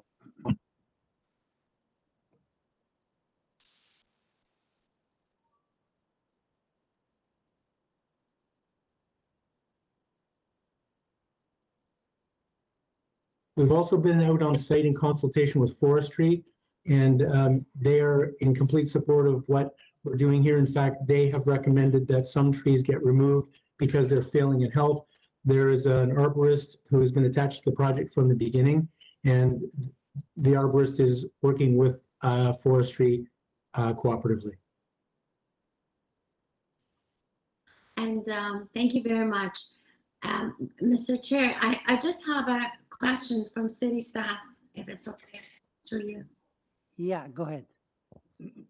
I would like to ask Simon if it's, because in order to explain variance number 5, that 33.74 is not actual dwelling, is it better that we reword it to say that the actual dwelling is 29.8% and the rest is other structure, or tie it to the drawing or AX1 or site plan?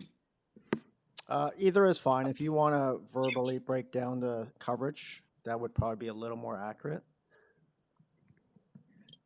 Okay, but I don't have the number Right, I only wrote, means I need to write the lot coverage of dwelling, I know it's 29.8, and then I have to add the other lot coverages, correct?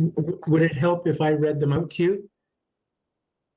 Yeah, that would be great if you. Okay, so tell me when you're ready and I'll just go over the breakdown. So I'm ready. Okay, so the main floor footprint is 29. Sorry, I'm gonna have to get a magnifying glass. Hold on. 29.80%. 29.8. The pool cabana is 1.32%. The garden shed is 0.63%. Sorry, just a little bit. The pool cabana is 1 point. Pool cabana is 1.32. 32. 1.32. Okay. And the garden shed is 0.63. And the portion of the rear terrace marked portion E, like Edward, is 2.00%. Should all add up to 33.74%.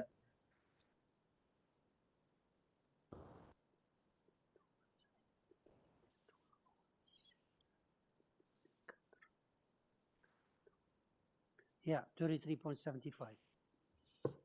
Yeah. Thank you. Yeah, if there's a 0.01% deviation, it's probably because there's some rounding on each of those little numbers. Yeah, that's okay. That's 33.75, the numbers you mentioned. So what did you want to what do you want to do, Miss Ataro? Do you want to break it down? I just I know I already wrote it down. I just think well, now I have the breakdown. I can even give you put a breakdown in the motion, or say that the lot coverage of the main floor of the dwelling is 29.8, and the pool cabana, garden shed, and portion of rear terrace is the rest. Is it better, or just break it down? It doesn't matter how you have the breakdowns. However you want to word it is fine. I think Ms. Adarati's first suggestion is more appropriate, because the way it's done now, it doesn't quite add up because of the rounding. Yeah. So I think I like your suggestion to state what the house is, and then the rest will be to make up. Just the Make up 33.74. And then the rest I add together, correct? Yeah, and then just group it together to say that it makes up to 33.7, because the way the applicant has done it, it doesn't quite add up to 33.74 because of there's rounding. a 0.01. Okay, so how would you like to do it? Okay, I'll do it this way. So if is there any question from Ms. Nadini? I think you have a question. No, No, not at all. I just was, if it was easier, I could go through it for you. I was ready for a motion. That's right. Yeah. Okay. Okay. So do you want to go with the motion, or we'll let Nadini do it? I can go for a motion. So please go ahead. Okay, to you, Mr. Chair, I would like to put forward a motion to approve this application with only one minor changes in the wording of the variance number 5, which the proposed lot coverage of the main floor footprint of the dwelling is 29.8%. And the total lot coverage is 33.74%, which includes the pool cabana, garden shed, portion of a rear terrace, and etc. Any extra terrace. And also subjected to forestry. Yeah, there's forestry. Yeah. Okay. Second, Ms. Ankar, thank you. All in favor? 2-2. So, sir, your application is approved based on those, on the condition and the breakdown you mentioned, okay? All right, thank you, everybody, for staying full energy right to the very end. Thank you. Yeah, you're the last one. You should buy a lottery ticket because you're the last one. I'm going to go have a nap. Okay, perfect. Can I have a motion to terminate? Ms. Sankar, I'll make that motion, Mr. Chair. thank you. It's about 7:04, whatever. And second, Ms. Sankar. I'll second it. Ms. Atarodi.